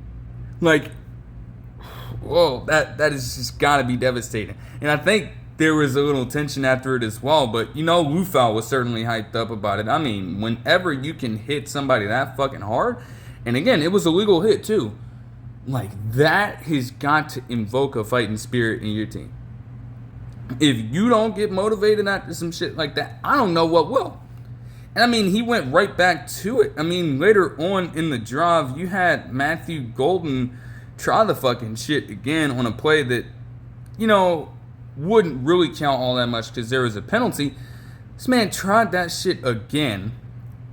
and he got rocked again. And I'm like, at that point, Matthew Golden, just stop fucking spinning around, man. Stop this reverse spinning shit, man. They are not fooled by it at all. They are lighting your ass up. And as a rookie that they invested a first-round pick in, something that the Packers rarely do when it comes to their wide receivers, they are definitely trying to protect their investment as best as possible. You are doing them no favors by putting yourself in such an unfavorable spot. All right, that's just the truth right there. So right after that, Packers have to punt the ball, and then the Cowboys, mostly in the passing game, just managed to work their way down the field. Obviously things were, kind of rough for their passing offense especially, which is why they were trying to find creative ways to establish the run. But, you'd expect George Pickens to step up in that situation, and although they would try it in the absence of CeeDee Lamb, it was far from easy at all. But, man, when they settled to it, George Pickens started going absolutely fucking stupid in this game. I kid you not. I think this drive would see him started off getting a catch, of course. And then this man, although he did kind of struggle a little bit in double coverage earlier on, he, after catching a different 11-yard pass, man, Dak Prescott fucking chucked that shit deep over to him. You have McKinney trying to come in, I guess, and deflect it, and you had Evan Williams guarding him. As McKinney's trying to make the play, force the action, he kind of has his side, turned over. And this man, George Pickens, with all of that pressure, still reels in the catch right near the sideline for that first down.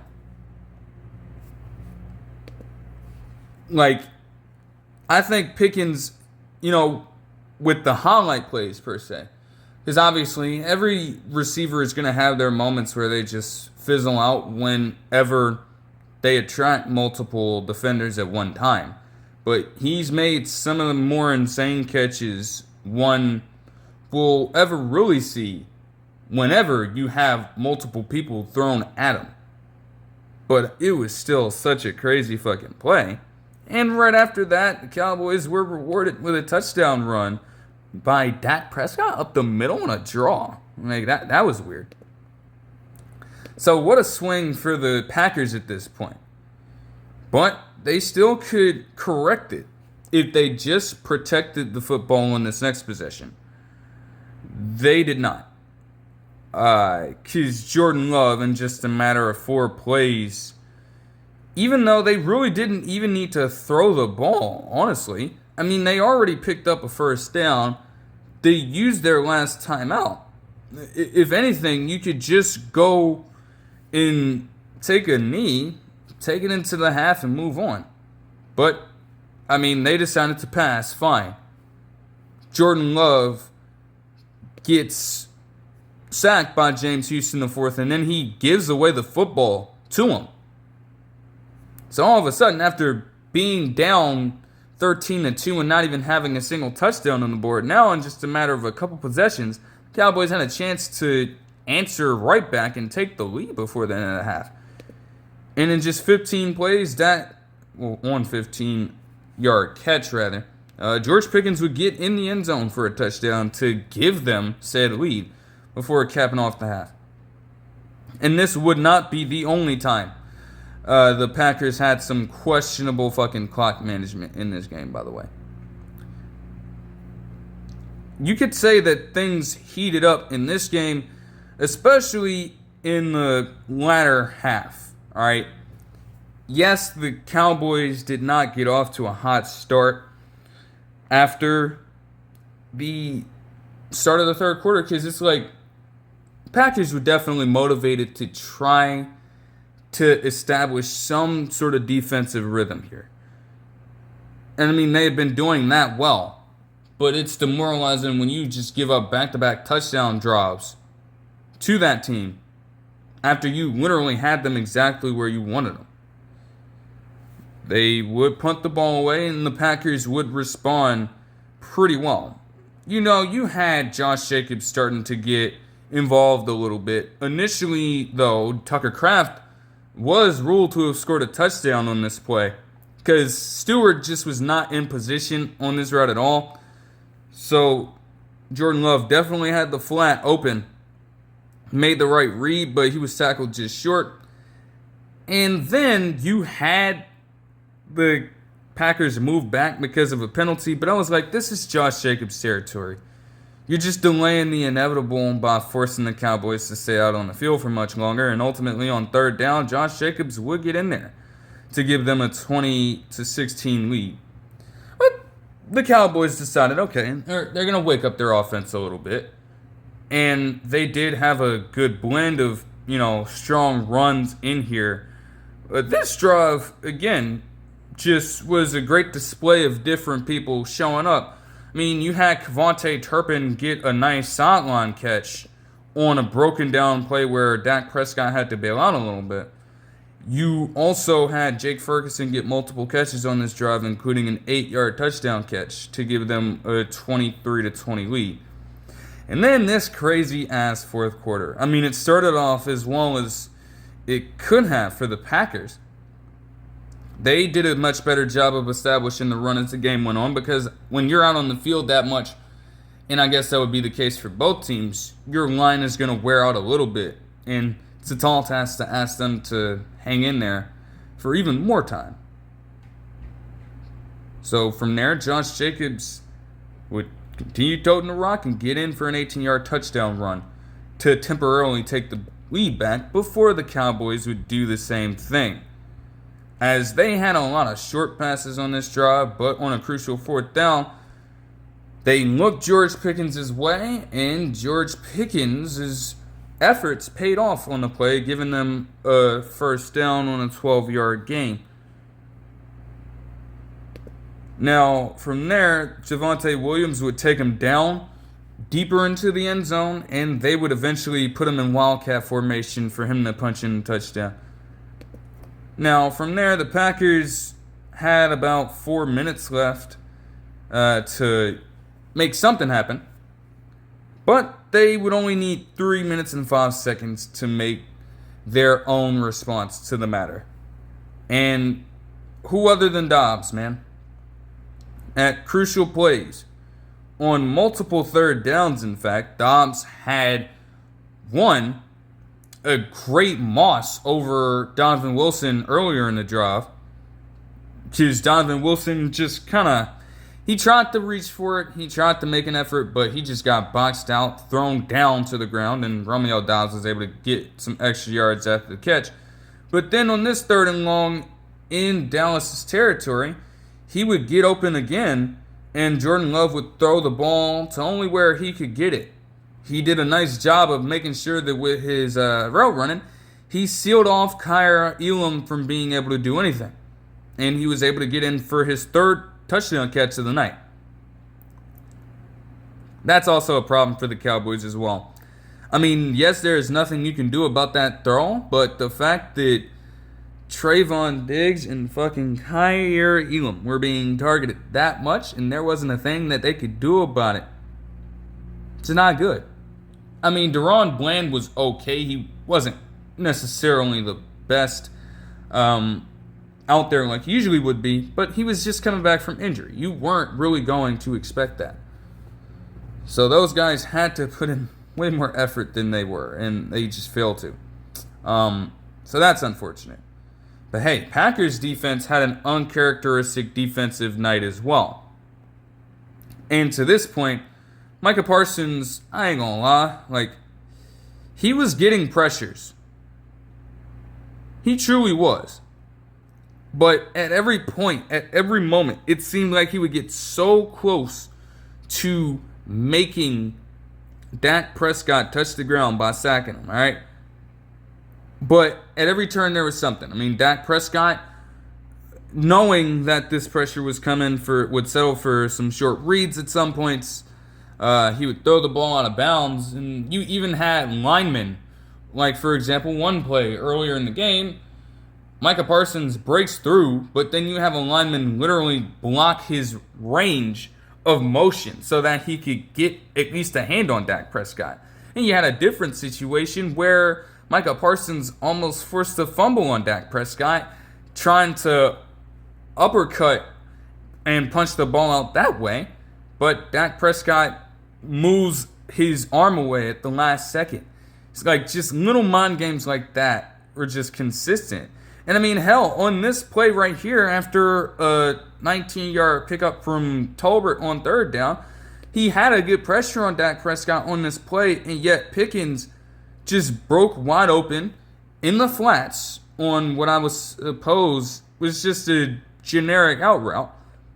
He breaks the tackle and just picks up all those yards after the catch for a 28-yard touchdown to temporarily give the Cowboys the lead.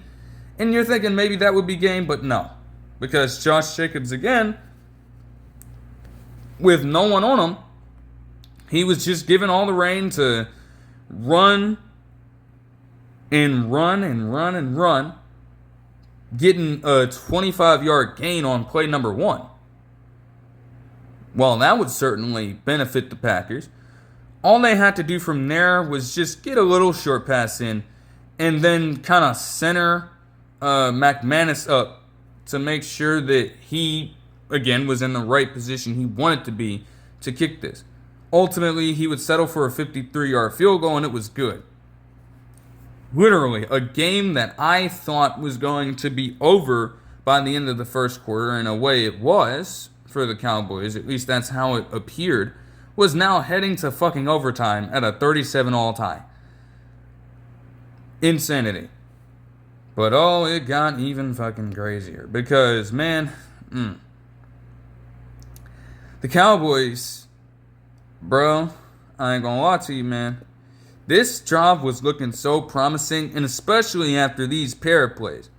I mean, it did help that Pickens just extended the play after the initial catch to where multiple Packers defenders were having trouble trying to even bring the man down.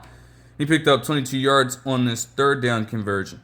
But then, within a matter of a couple plays, this throw from Dak Prescott on a night where you could argue that the pass and double coverage to Pickens earlier in the game that I mentioned was pretty improbable. This pass, I ain't gonna lie, because I don't have next-gen stats.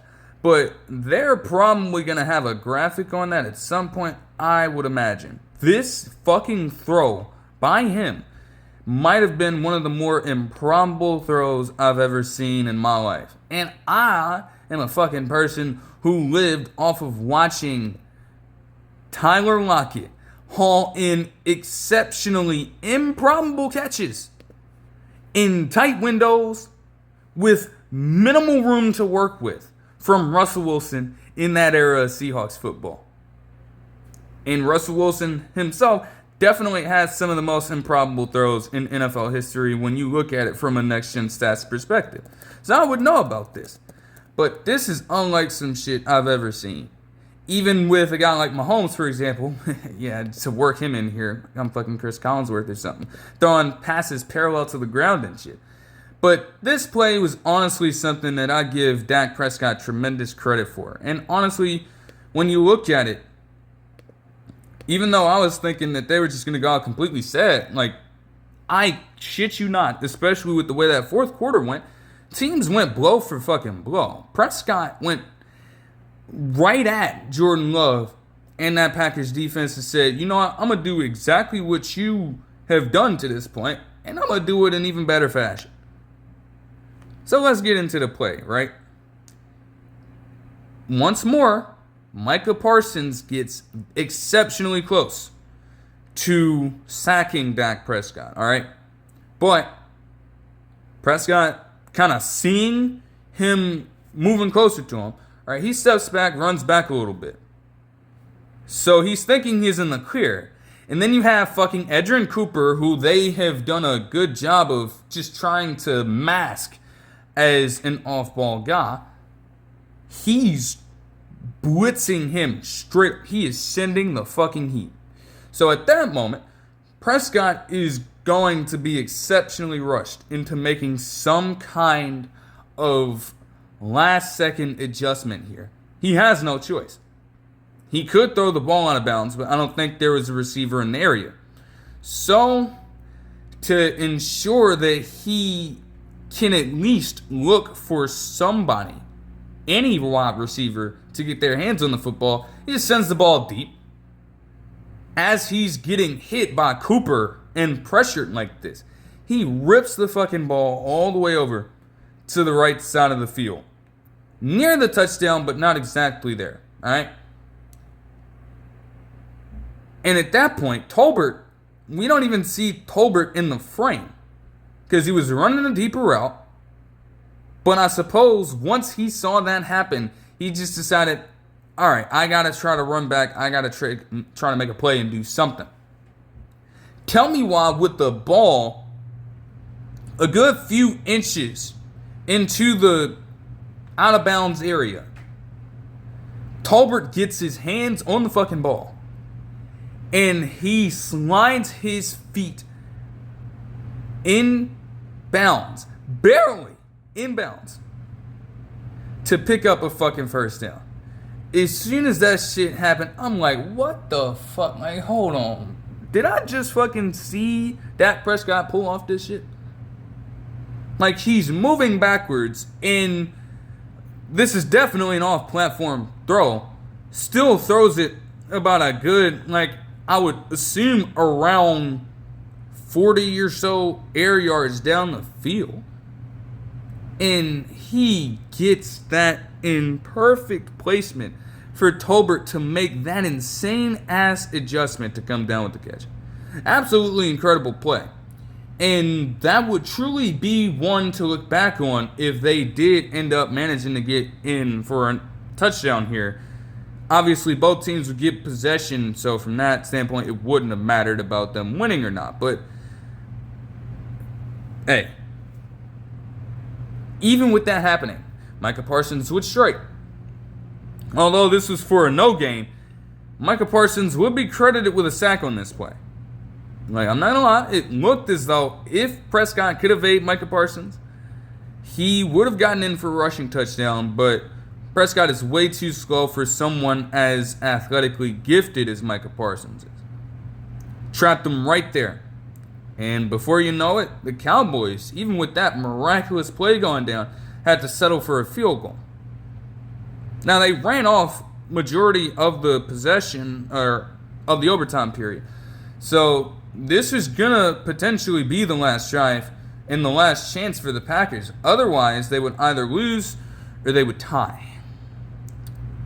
And to be honest, they were in pretty good position, to be honest.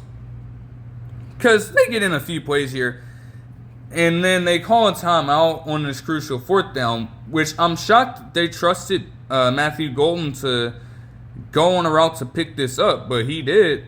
Got a 14-yard gain and extended the drive that way. Now, I'm not going to lie.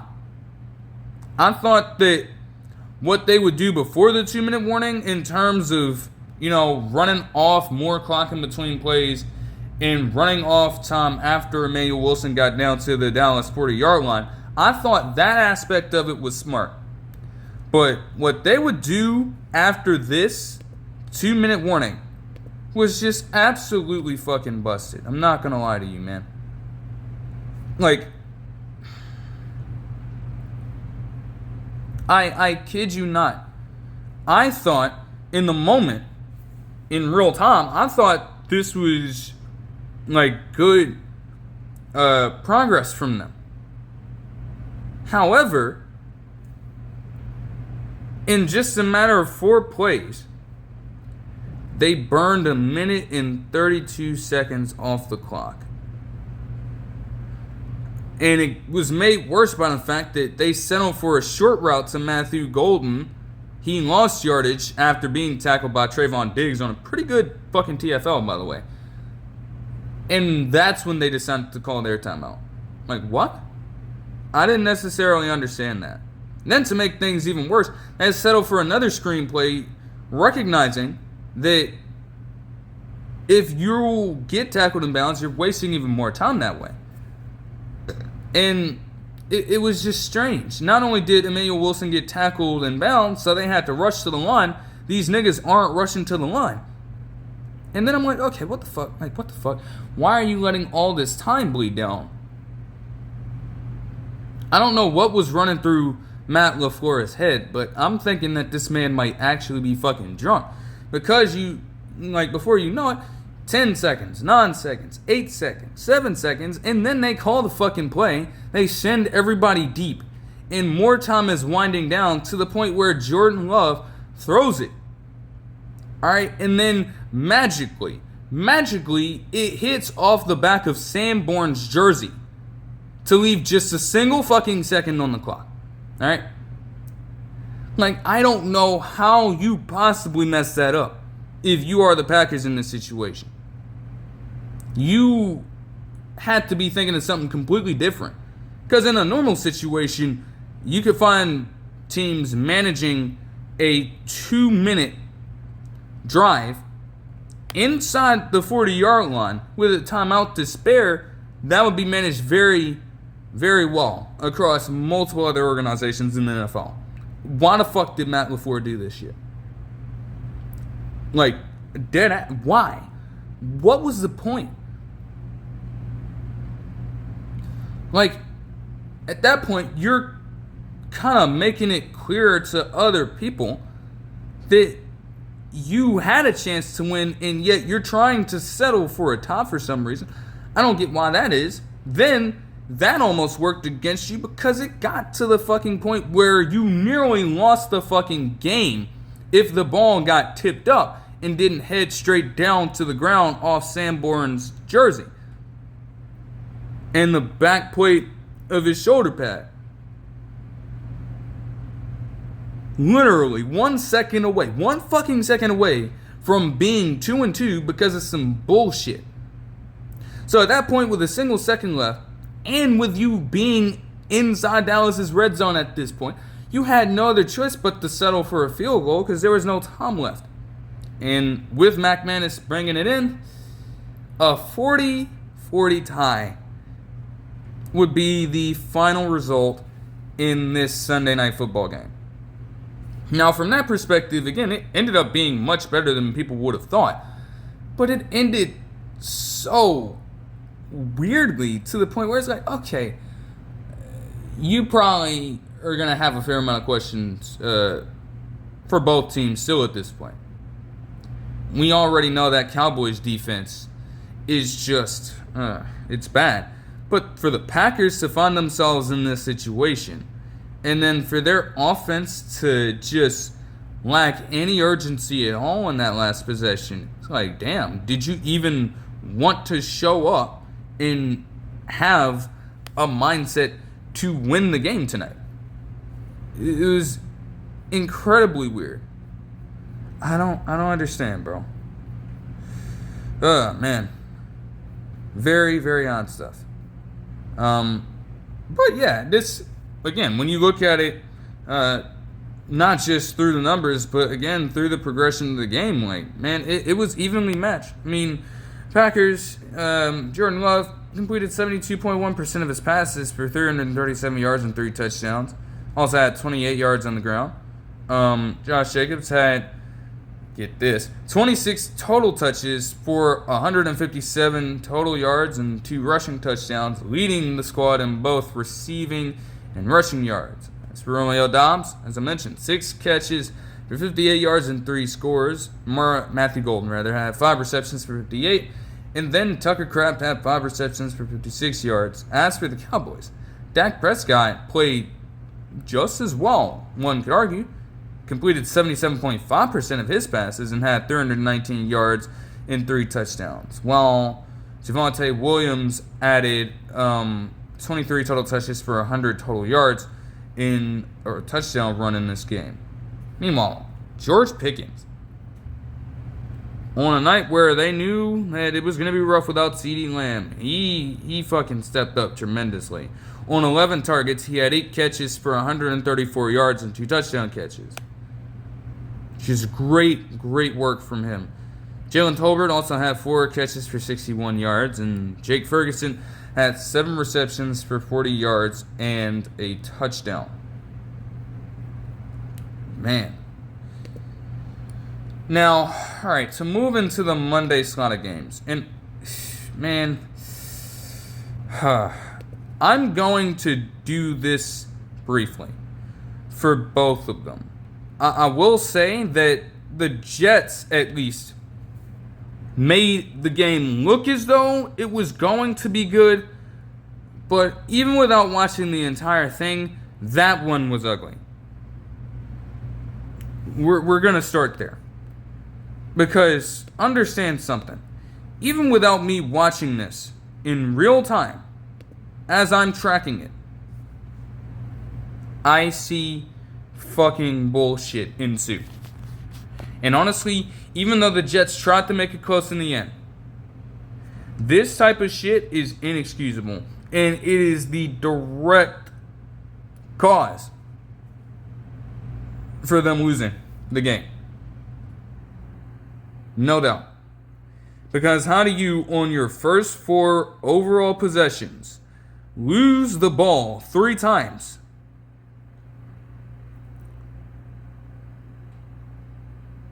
And no, it wasn't a situation like the damn Seahawks had with Visca Chenault and their fucking return team against the Jets last season. It wasn't like that.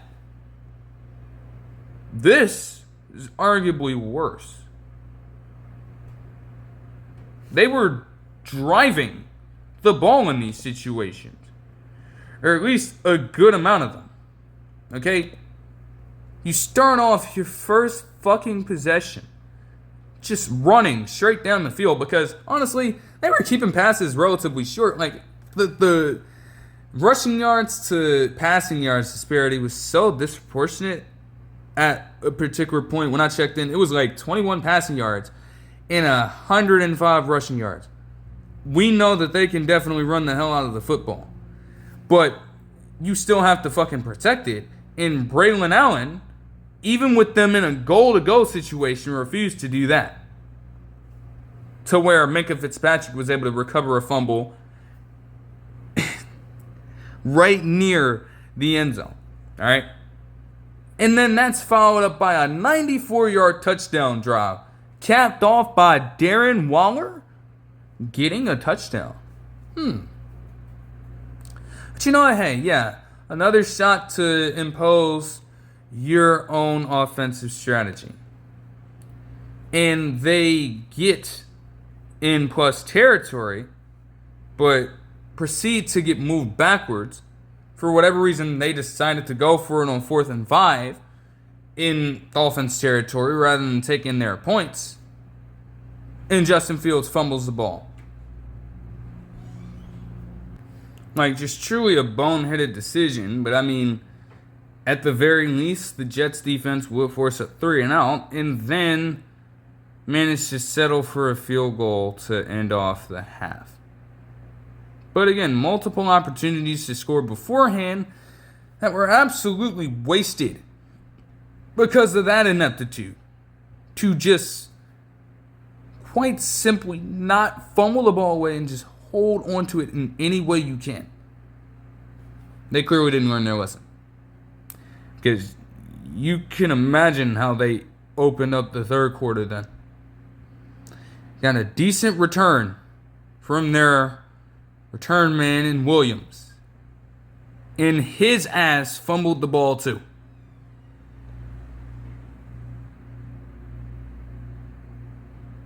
We're talking about 3 fumbled.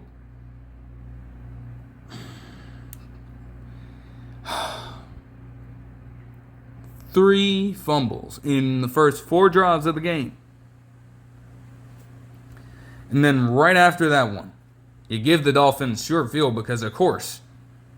And then Darren Waller gets his 2nd touchdown of the night. Wow. What a game for Darren Waller, but again, I don't know what the fuck was going on with the Jets in this situation. It was just absurd. Because, like, how How can you possibly fuck up that many times and expect to come back in any game? It did help that the Jets would get a score. I wasn't even watching this live yet, but hey, I see that Justin Fields broke loose on a 4th and 1 for a 43-yard touchdown run. I'm like, okay, the Jets might be able to work their way back into this thing if they can get a stop, and they would proceed to allow yet another tough drive. Now, differently, and I'll get to this later, I noted that Tyreek Hill was not on the field for this.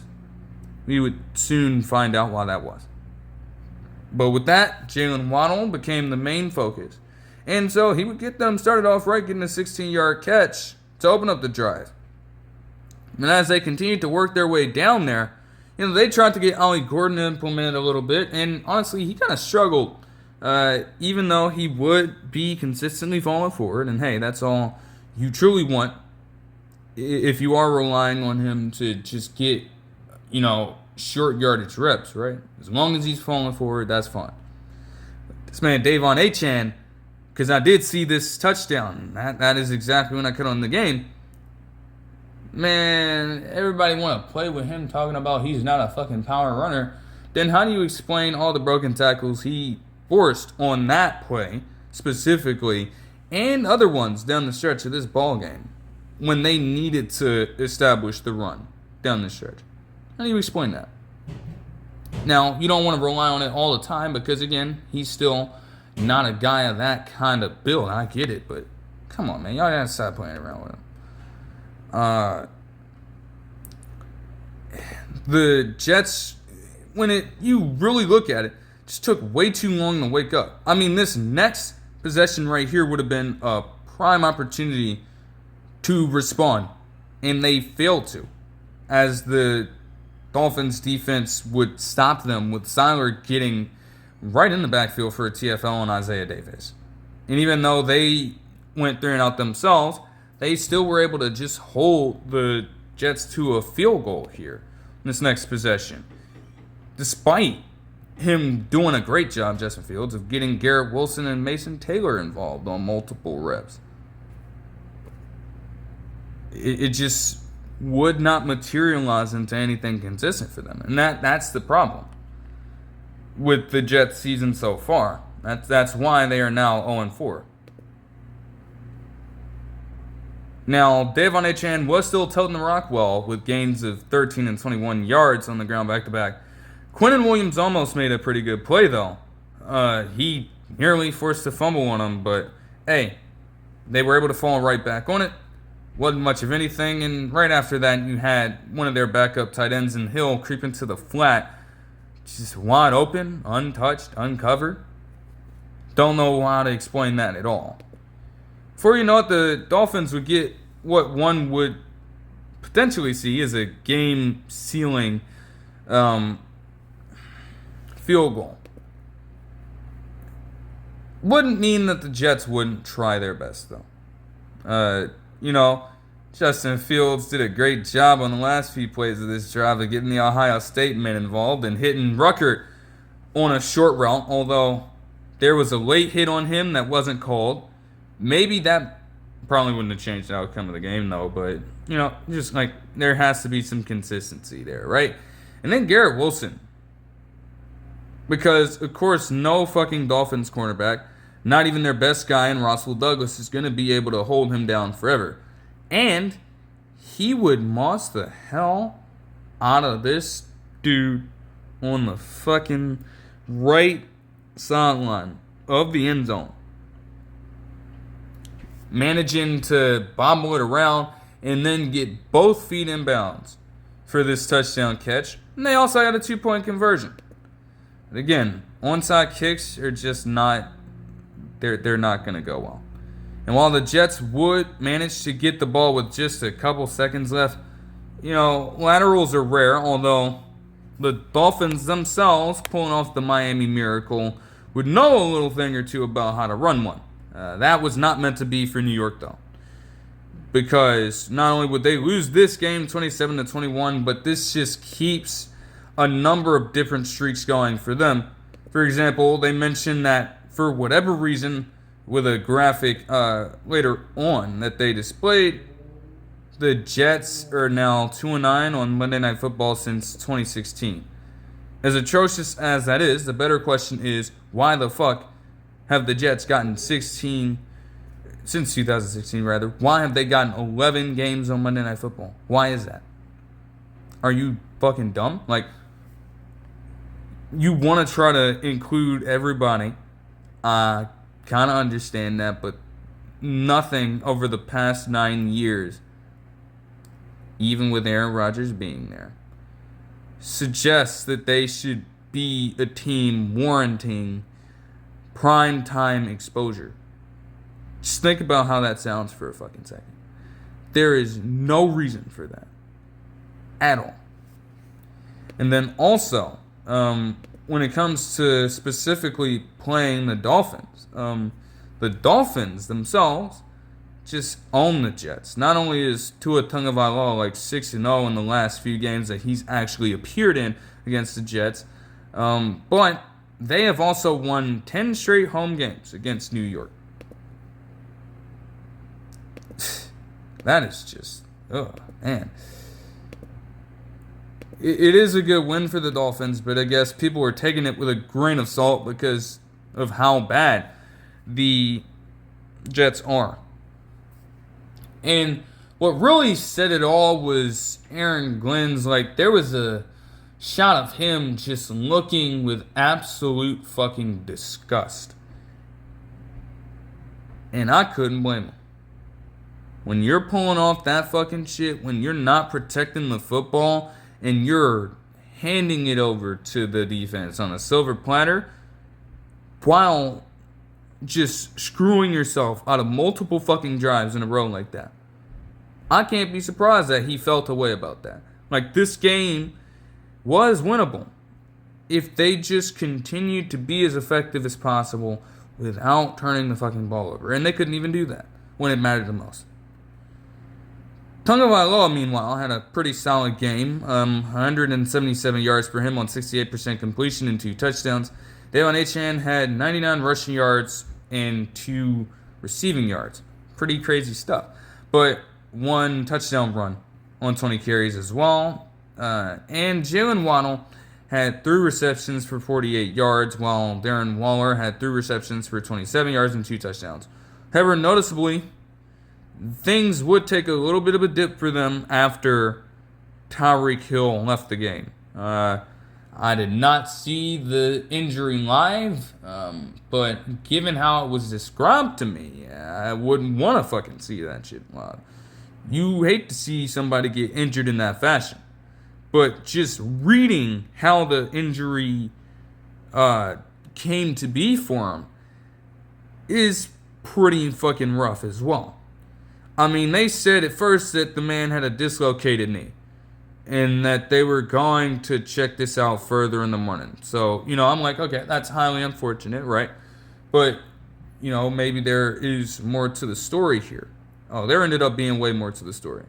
They said that he tore multiple parts of his knee, multiple ligaments, including his ACL. So with that combination of injuries, that was certainly bound to keep him out for the rest of the season, and he was recently placed on IR with the season-ending injury that he also got surgery on, of course, around this time. That's highly unfortunate for Dolphins offense that, did seem to get it together, although, again, you probably should take into context who they're playing, right? Nevertheless, Tyreek Hill is obviously, with his speed, going to be an important focus of that offense. And with that dimension being taken away now, you still have it to an extent, but the teams are going to give Waddle that treatment with him becoming the X guy. And they're going to do a similar thing and playing him over the top. They're not going to try to let him just get free space and completely blow them out of the water with just his pure speed. It's not going to happen. We'll see how they adjust to it. But it's not going to be an easy time. So you can't expect that at all. As for the Jets, Justin Fields had 74.1% completion from the field and 307 total yards with a touchdown pass and a touchdown run. Breece Hall had 14 rushes for 81 yards. And Garrett Wilson had 6 catches for 82 yards and a touchdown. While Mason Taylor, the rookie, had a solid 5-catch, 65-yard game. As for this Bengals-Broncos game, man,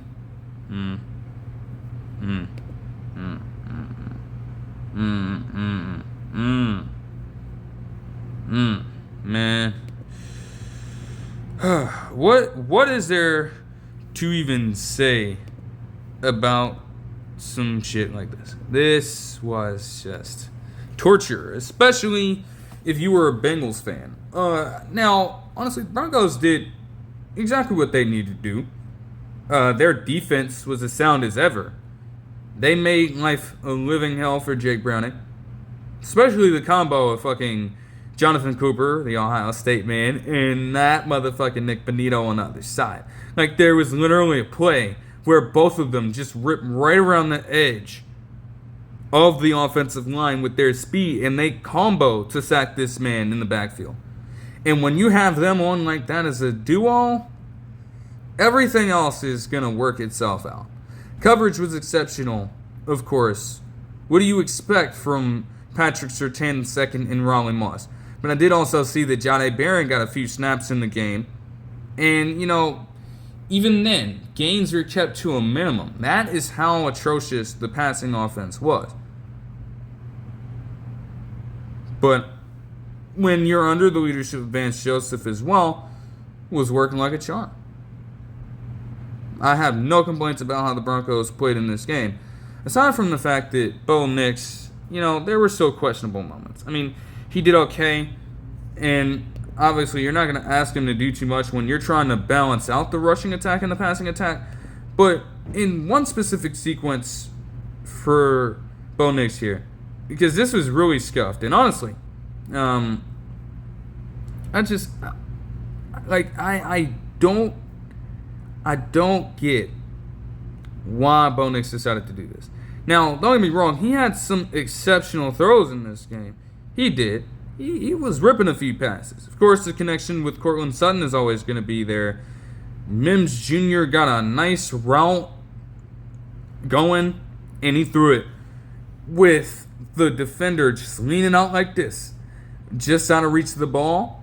Mims Jr. caught it and got it going. And then later on in the game, started to dial it up to Troy Franklin, his Oregon teammate, a little more. Stuff like that was automatic for most of the night, but the end of this drive was exceptional. Questionable, to say the least. I don't know. They get good progress. They're churning down the field. Bo Nix, as I said, he's getting Troy Franklin involved. So you're thinking that, hey, they've got first down on Cincinnati's 11-yard line. This could really be a touchdown drive for them at this point. And by this time, they're winding down the clock. It's getting closer and closer to the end of the half. They've already got a stark advantage as it is. This could just be the icing on the cake right here.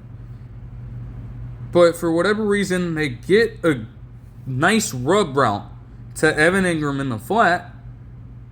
And Bo Nix just waits and waits for such a long fucking time to make the read that is right there in his face. I don't know what adjustment he was looking for from a wide receiver on the back end or anything like that, but I know good and well that Evan Ingram had enough space. If you just lead him a little bit, he had enough space to go on ahead and run for extra yardage after the catch to get in a touchdown. He's still that fast, even with him being 30. All right? So there's no reason why Bo Nix decided to drag it out for that long. And then by the time that he threw it to Evan Ingram, the momentum of the pass, because naturally you try to lead him, it carried him out of fucking bounds, and it registered as an incomplete pass. So that's fucking tough. Second down, though, hey, they did the right thing by getting Ingram the ball, and what do you know? He got out in space, he got extra yardage, and he got to the 2-yard line near a third down. But RJ Harvey would get stuffed.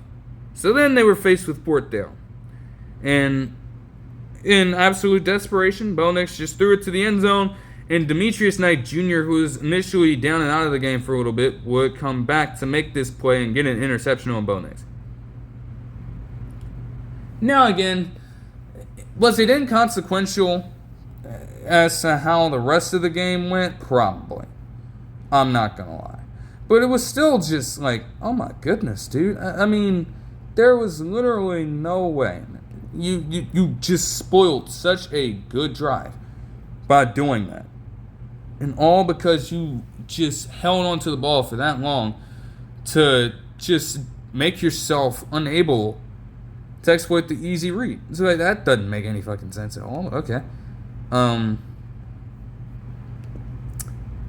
Yeah. Nonetheless, everything was pretty good for the Broncos here. I mean, Bo Nix, again, 326 yards and 2 touchdowns, even with that career high in passing yards, by the way, on 69% completion. That's solid. J.K. Dobbins also would do something pretty crazy.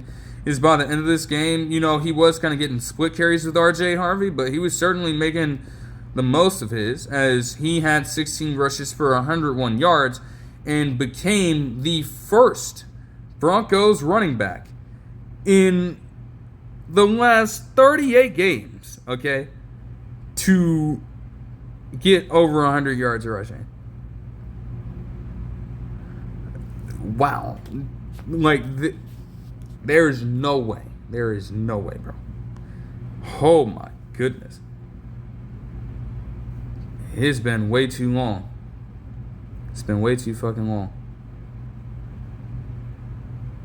I think, ironically enough, in that 38-game stretch, J.K. Dobbins was still a Raven at this point, and you obviously had the situation where Sean Payton was getting all just pissed off about the fact that the Ravens, to preserve their long-running streak of consecutive games with at least 100 rushing yards, they ran the ball for a huge chunk on like the final play of the game.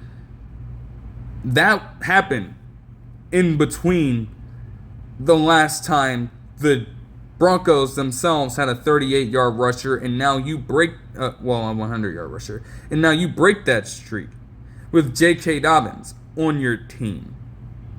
It's pretty wild stuff. Cortland Sutton had 81 yards on 5 catches and a touchdown. Marvin Mims Jr. had 6 receptions for 69 yards and a touchdown. Troy Franklin had 4 receptions for 55 yards and 4 receptions for 55 yards. And R.J. Harvey had 4 receptions for 40 yards and a touchdown catch.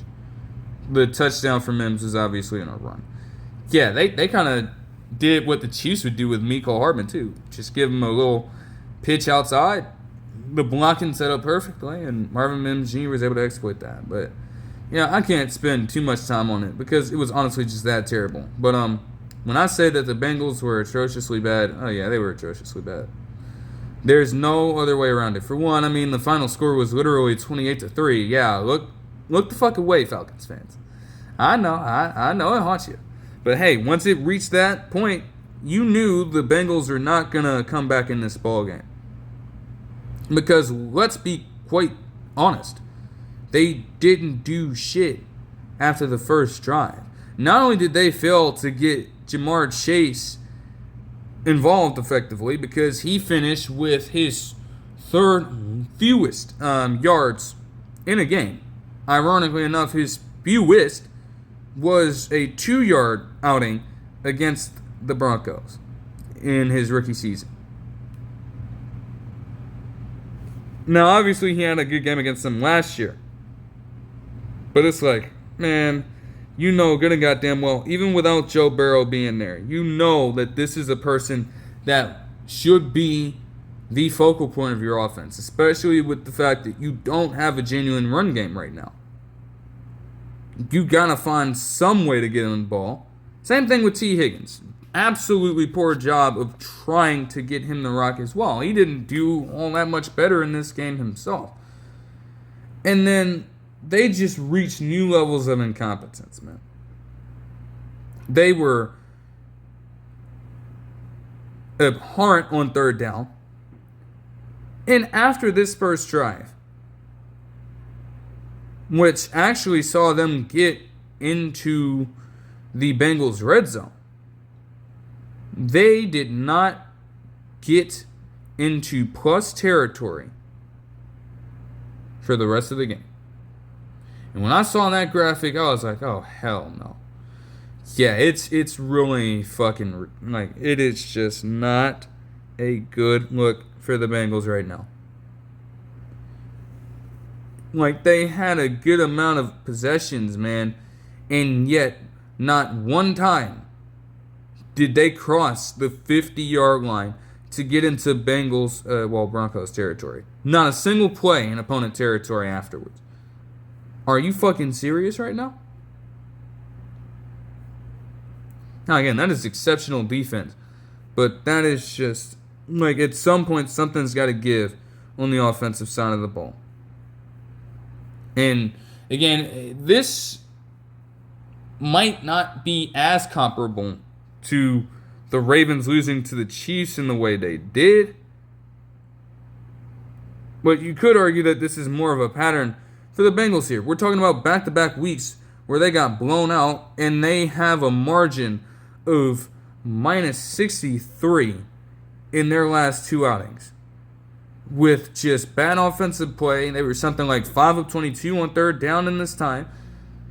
They are not getting good play from Jake Browning at all right now. And again, this is just a couple weeks into the fucking Joe Burrow injury. You still have to deal with this until at least December. And again, for all we know, you might have a situation where the front office and, upper members of the organization are just trying to keep the fans invested and keep hope alive that Joe Burrow can come back so they don't kind of feel the need to, remove all their tickets and expenditures throughout the rest of the season. And from a business perspective, yeah, that's probably what would happen, right? They're going to want to come to see Joe Burrow, and naturally they'll spend. If they have an idea that, hey, he's going to come back at some point. Because the second they get that news, that potential news that he may not, ain't nobody going to be trying to deal with this shit. Now again, having Joe Burrow go down with that injury is out of your control, but I was kind of thinking that they were going to have I was thinking that somebody on that Bengals coaching staff was going to be gone too. I'm not even going to lie. I cannot lie, bro. It was fucking like there's just no way. There's no way in my mind that somebody can overcome that. Truthfully. So, I mean, hey, that'll do it for the games that I actually watched. And like I said, for the Monday night doubleheader, was going into it saying this throughout the entire week leading up to it, man. The Jets and Dolphins were obviously desperate for a win at this point, and the Bengals and Broncos looked to be a great match last year. Obviously, assuming health was in order, that wasn't. So those games had a chance to be either really good or really fucking bad. And I thought there was no in between. For the Jets and the Dolphins, maybe you can argue that. Maybe. I'll give you that one. But again, that was just because of the late score by the Jets. Wasn't really competitive for the most part. And then for the Broncos and the Bengals, just an absolute fucking stinker, bro. Absolute stinker. There's no other way around it. Alright. To move on into the other action, I guess, before closing this out. The Steelers would take down the Vikings in Dublin. DK Metcalf would have a monster game consisting of a fucking 80-yard touchdown catch and run, by the way. The Steelers also, in this time, did establish a little bit of their rushing attack. I am shocked that they trusted Caleb Johnson again after, But Kenneth Gainwell had a solid game. 25 total touches for him and 134 yards with 2 rushing touchdowns. That's Steelers football a little bit. Good balance, 200 passing yards from Aaron Rodgers, with 81.8% completion. You're not asking him to do too much in that situation, and you're implementing more of the run to set up those play-action kinds of plays. That's good work.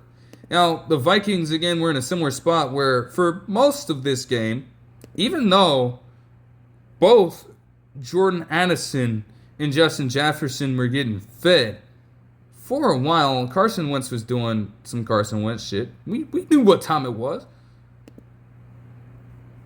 Again, you're trying to treat him like he's a game manager. You do not want him to believe that he is back to his 2017 form. Because once he starts playing in that manner, you're probably fucked as a team. Now, it would prove itself by the multiple interceptions. But then again, you had tremendous plays mixed in there, like this 81-yard catch that Jordan Addison had. And eventually on 4th and goal, you would have Jalen Naylor get in for a touchdown to make this a 24-21 ball game. Now, ironically enough, with 1 minute and 8 seconds left, the Vikings did have a chance to do something, and Carson Wentz would be stranded in his own territory to cap off the game there. To move into the Vikings' numbers, though, 350 yards for Carson Wentz is okay. But, once he tries, like I said, he starts trying to play out of his body, man. It's going to hurt you as a team. And I guess to the Steelers' credit, their front seven might have forced them into it, even without watching the game. Those 2 picks aren't for no reason, of course. And also, when you look at their running game, even though Jordan Mason went absolutely dumb last week, he was held to just 57 yards. So the rushing attack wasn't as much of a threat. You forced Carson Wentz to pass. Forced him to pass 46 times, in fact. And anytime you can force a quarterback of his caliber into that kind of territory, mistakes are going to be made. He's not going to play perfect. Justin Jefferson would have 10 catches for 126 yards, while Jordan Addison would have 4 catches for 114 yards. Probably should have gotten Adam Thielen a bit more involved than having him just get 2 catches for 11 yards also. I don't understand that, but okay. Very, very odd. Moving on to the Browns and the Lions. This one was also non-competitive. What did you expect with the way that the Lions have been rolling? There was no way that they were going to lose this game. For a second, it was looking like that could happen.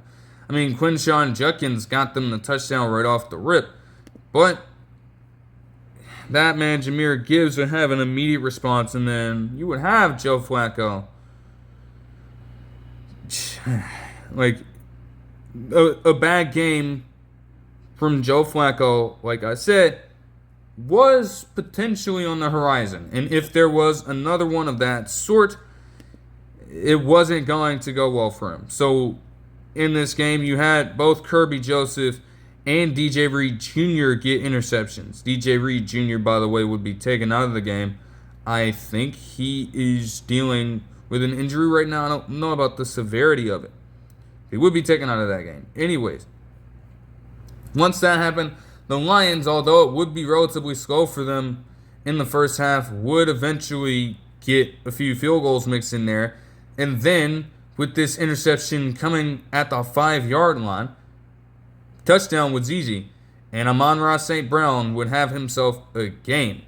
Now, it wasn't all sunshine and rainbows for the Lions. Jared Goff himself threw a pick to Denzel Ward, ironically enough, who was followed up by a field goal. But after the Browns and Andre Schmidt missed a field goal after fucking getting one last week against, I don't know. Anyways, man, that was essentially going to do it right there. And you know Dan Campbell would go for it on fourth down, but they were stopped here. Browns had a chance to respond, but they were also stymied towards a 3-and-out. And while they would get a good punt from Corey Bojorquez, Khalif Raymond is an all-pro return man for a reason. Weaved right through the defense all the way over to the left side of the field for a punt return touchdown. That essentially ended the game. It was made worse when Joe Flacco also fumbled, with Aiden Hutchinson forcing it and then Newashki recovering it before the Lions would once more have Goff find St. Brown for another touchdown. Amon-Ra St. Brown himself is on an absolute tear. Jahmyr Gibbs still comes in with the most scrimmage touchdowns since 2023, and he would have a 91-yard game with a touchdown catch on 15 carries. Amon-Ra St. Brown also has 6 touchdown catches in the last 3 ball games, with 2 touchdowns on 70 yards and 7 catches here. Slower day at the office for Jared Goff, but again, this was just an easy game for the Lions. Even though it was a 10.1, like the Browns are, we know what they are.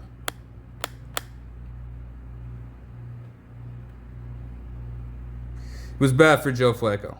And it got so bad, in fact, that just today, actually, the Browns announced that Dillon Gabriel is going to be the starter for the next few games at least. It was always figured, that this is how things would end up going. And obviously, this absolute shit show of a game from Joe Flacco. Fumble loss, 2 interceptions, 184 yards on 47.1% completion. Yeah, you have to initiate a change now. You have to. There's no way you can keep that up. Now, Quinshon Judkins did well, at least. So, there's that. But not much else happened for the Browns in this game aside from that. Truly. And it got so crazy that both Dillon Gabriel, obviously, he had an incomplete pass, didn't get as many reps in this game. But Joe Flacco also would finish with a QBR of 39.3, while Dillon Gabriel would have a QBR of exactly 39.6. So how do you, in just one game, have multiple quarterbacks get right at the standard QBR with a person who spikes the football? Because that is the standard right there, 39.6.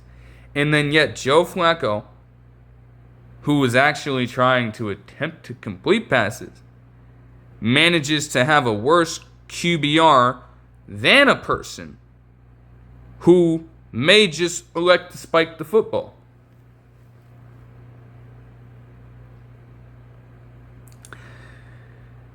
Shout out to Jaguar Gator 9, man. What the fuck? Like, that is some next level incompetence right there. But what is new for Cleveland football? What's new for them? Truly. What's new, bro?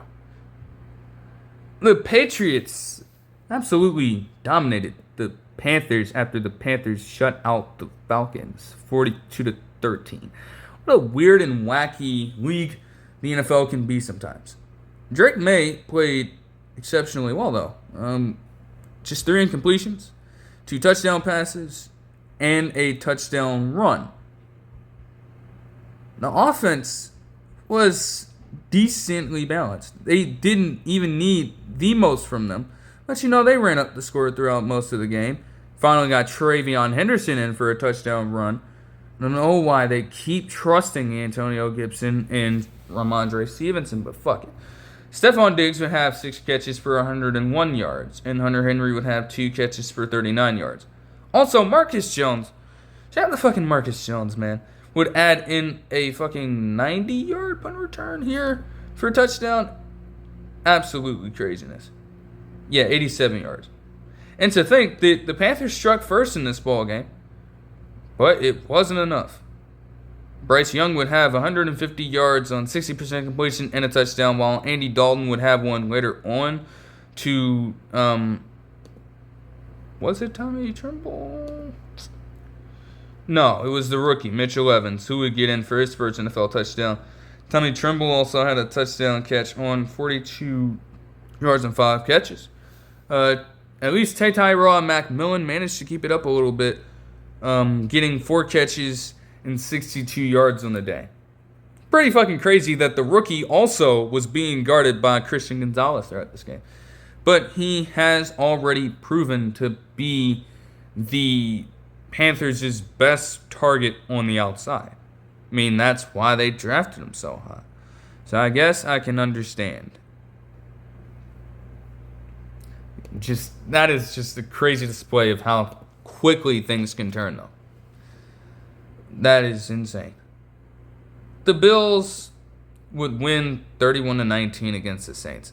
There isn't much to write home about this either. Although, there would be significant trends here.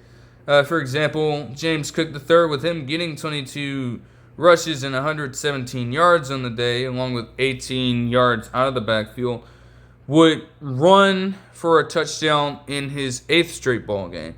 Josh Allen also, with his 254 total yards and 2 passing touchdowns with a rushing touchdown on 72.7% completion, would reach the mark of 45 games in his NFL career with at least a rushing and a passing touchdown each, tied for the most in NFL history. So the next game he plays in can probably break that and set a precedent. He would also throw his first interception. But again, did that matter? No, not really. Because Spencer Rattler, even though it's decent play, but it is extremely passive, and he still has not won a ball game yet. They are now 0-4 in this season, and their interception would come from Chris Olave trying to attempt the pass, with Cole Bishop making an exceptionally good play on the ball that I'm watching post. They had it on fucking SportsCenter, and it makes sense. He one-handed the hell out of the fucking football. No lie, man. So yeah, just cruise to victory. Honestly, even if it's a 12-point win again, there was nothing too crazy about that. Texans, Titans. I also wouldn't make too much of this. Now, credit to both Jaden Higgins and Woody Marks. I mean, by the end of this game, they both had some exceptional work done. Jaden Higgins got his first NFL touchdown catch, and Woody Marks had a total of 21 touches for 119 yards and both a rushing and receiving touchdown. Hey, call it the Woody Marks game if you will. But I don't know what the fuck is going on with the Texans offense. Because either way you could say that this is the Titans we're dealing with, but let's be perfectly honest here. Until the 4th quarter, they didn't have a single offensive touchdown at all. And in fact, the Titans missed multiple field goals. The Texans would also miss a field goal in the 3rd quarter themselves, and it was just a 6-0 ball game. Meanwhile, you had Cam Ward over here completing just 38.5% of his passes with an interception and 108 yards, and you still couldn't muster up enough drive to get down the field and score touchdowns. It's a little fucking crazy to me. Even if the Titans defense does have some solid names, this should have been a relatively easy game. Why did it take you so long to heat up? That's my thing. And if it can take you that long to heat up against the Titans, what's going to happen when you face off against way tougher and way more formidable teams? Like, come on, man. That doesn't make any fucking sense to me. It is getting bad for the Titans, though. And I did see something, though I didn't watch it in full. Brian Callahan was trying to, like, defend himself from this reporter. I'm like, man, these questions wouldn't be asked if you were actually doing a good job. That's what you have to understand. And for some reason, he just doesn't get it at all. Is anyone in his circle gonna tell him that he is doing a shitty job with them, or does he want anyone in his circle rather telling him that? Like, at this point, fuck. C.J. Stroud would also have 233 passing yards and 2 touchdowns on 78.6% completion. But again, you want to see that happen a lot earlier in a ball game. In a game like this especially, that you know you're probably going to come out on the winning side of. You're just adding unnecessary pressure at that point. The Jaguars just keep it rolling. They would beat the 49ers in a game in which Brock Purdy did return to action. Travis Etienne Jr. is so fucking bad, bro. He's so bad.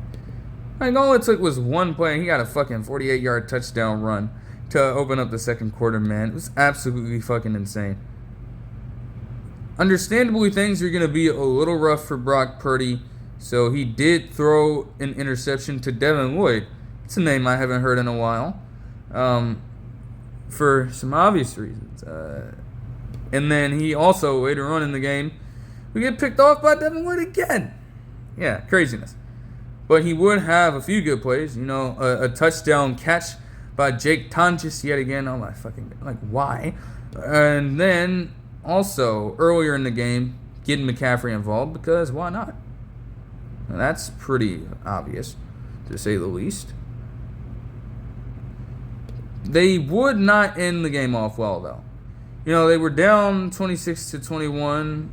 And I mean, hey, after a missed field goal from Cam Little, I was thinking, okay, they were driving a little bit. McCaffrey was getting some good work in. Maybe they could make something out of this. Not on Eric Armstead's watch. Ain't that a twist of fate? Like a motherfucker. Former 49er himself forced a fumble on Brock Purdy, and none other than Voyasad Alua could get it back and win the Jaguars the game 26-21. I do appreciate that they established their run game. All right, they have 151 rushing yards as a team, and Travis Etienne Jr. accounted for 124 of those on 19 carries and a touchdown. Meanwhile, Trevor Lawrence just had 174 yards and a touchdown pass on 67.7% completion. But this is my thing, right? Because I guess we got to start having this conversation at some point. Maybe some people already have. You're going to want to lean on the strength of your team, which does look to be the running game for now, with the apparent resurgence, that Travis Etienne Jr. has had to this point. However, you drafted Trevor Lawrence with the top pick, and he was viewed as this generational talent. Yet, you're barely getting by in games where he is not really performing to that elite level of quarterback play that he was definitely expected to and projected to by multiple people at this point. 31 pass attempts and 174 yards is definitely, dare I say, game manager territory in the eyes of most people. Now, that isn't always really a bad thing. After all, you know, you have a lot of these different quarterbacks in this day trying to play far above their abilities. All right? And while that could be a sort of motivational thing, more often than not, it hinders their development and it turns them into yet another what-if story or yet another just unsuccessful experiment in the eyes of these NFL teams trying to go through that progression with a prospect. Trevor Lawrence obviously commands the money of a top, I would say, 5 quarterback, and yet no one is even really going to argue that he is one right now, even with them being 3-1. So my thing is, and I know Liam Cohen's offensive strategy is also going to focus a lot on this too, definitely running back centric between establishing it amongst multiple running backs. The Bucs had that luxury, and then spreading the ball around to them out of the backfield. But it's like, with that in mind, like, what exactly is the limit here? I don't know. When are we gonna blow that whistle and maybe say that Trevor Lawrence, obviously, you can't really say that he's far from bust. Like, no, we're not having that conversation. But is he truly living up to the expectations that he was kind of given at this point? Being the number 1 overall pick and having this label cast around him as soon as he entered the NFL? I don't really know the answer to that question right now. And it doesn't look like it's a definitive yes at all. And I mean, we're definitely going to see. I mean, for whatever reason, even with that being the case, the Jags have a primetime game against the Chiefs on Monday night. And, if they are keeping this offensive production up, this could not go so well for the Jags. Moving on to the Rams and Colts. The Rams would hand the Colts their first loss of the season. The Colts also just did some really interesting shit. I mean, yeah, it hurts that Daniel Jones tossed an interception, his first one, on the first drive of the game, and then also had another one later. But that was in desperation. I think there were other inexcusable things that played into this loss for the Colts, though.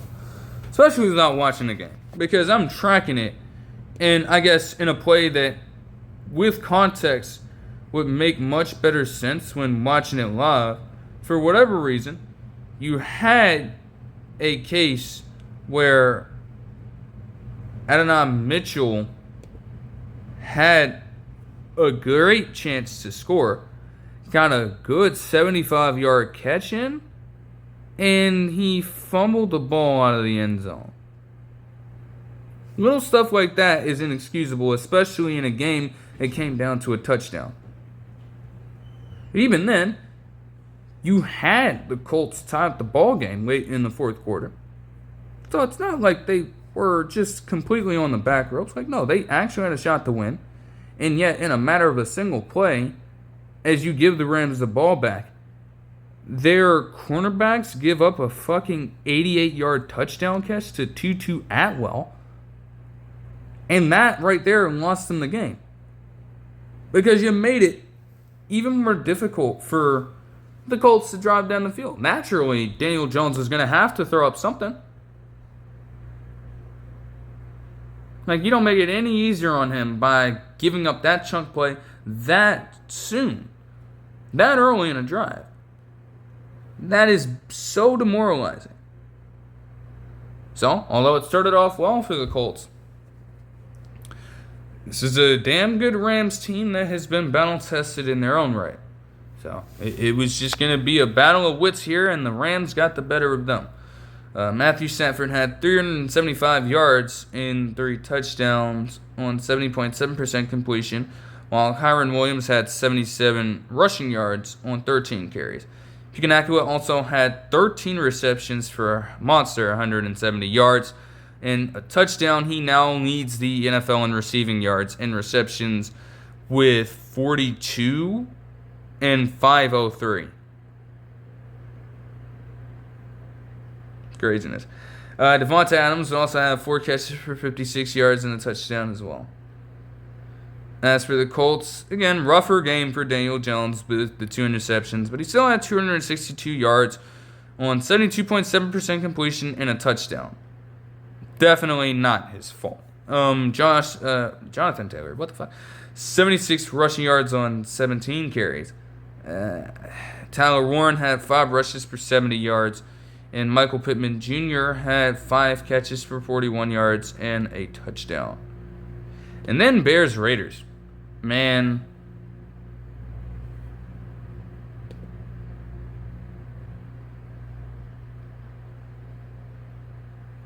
The Raiders have got to be so sick.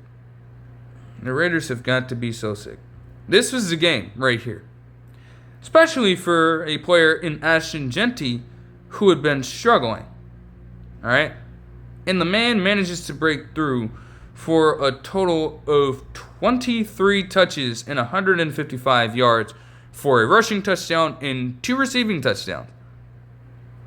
Yet, with their backs against the wall, the defense still allows the Bears to push down the field multiple times and get a down of a touchdown pass over to Dunze from Caleb Williams. Then also, to cap off the game, allow them to get down the field in a 5-minute drive and have DeAndre Swift punch it in, knowing that this man is not that great of a runner of the football. And they allow him to score a touchdown. And to make matters even worse, you still have a fighting chance to go out there and win this game, despite all of that. And yet, your field goal from Carlson gets blocked by special teamer Josh Blackwell. For you to lose this game, and for the Bears to even up on the season before they head into their bye this week. Just absolutely inexplicable stuff. And this was just a weird game overall. I mean, yeah, Caleb Williams had an interception. It was somewhat passive, but honestly, he did what he needed to do to win on the last drive. The Raiders were still able to do all this stuff with Ashton Jeanty and overcome, for the most part, whatever this performance was from Geno Smith. The fuck you mean 2 touchdowns and 3 interceptions for just 117 passing yards? Just absolutely weird. And again, that's credit to the Bears defense as well. In fact, one of those interceptions would be on the part of none other than Tyreek Stevenson, who just has continued to step it up on that front. He also had 2 pass deflections, and Kevin Byard would be responsible for 2 other ones while making 7 tackles of his own and also getting 2 pass deflections in this game. Just absolutely weird stuff. As for the Bears, Caleb Williams would have 212 passing yards and a touchdown as well, on 59.5% completion. And Dunze would have 4 receptions for 69 yards and a touchdown, while Cole Kmet would have 3 catches for 46 yards. Olamide Zaccheaus would have 5 receptions for 41, and DJ Moore would have 4 receptions for 38. Even though it did come down to the buzzer, if you are the Bears, you will take a win. And all of a sudden, hey, after that horrible loss against the Detroit Lions, they've now shaken back for 2 consecutive wins. They head right into a bye with some good momentum going. I don't know whether or not they'll be able to continue to expand on that, but if they can, I mean, hey, this could be quite the turn they needed when it comes to trying to reestablish some sort of identity in this team. And that can go a long way sometimes.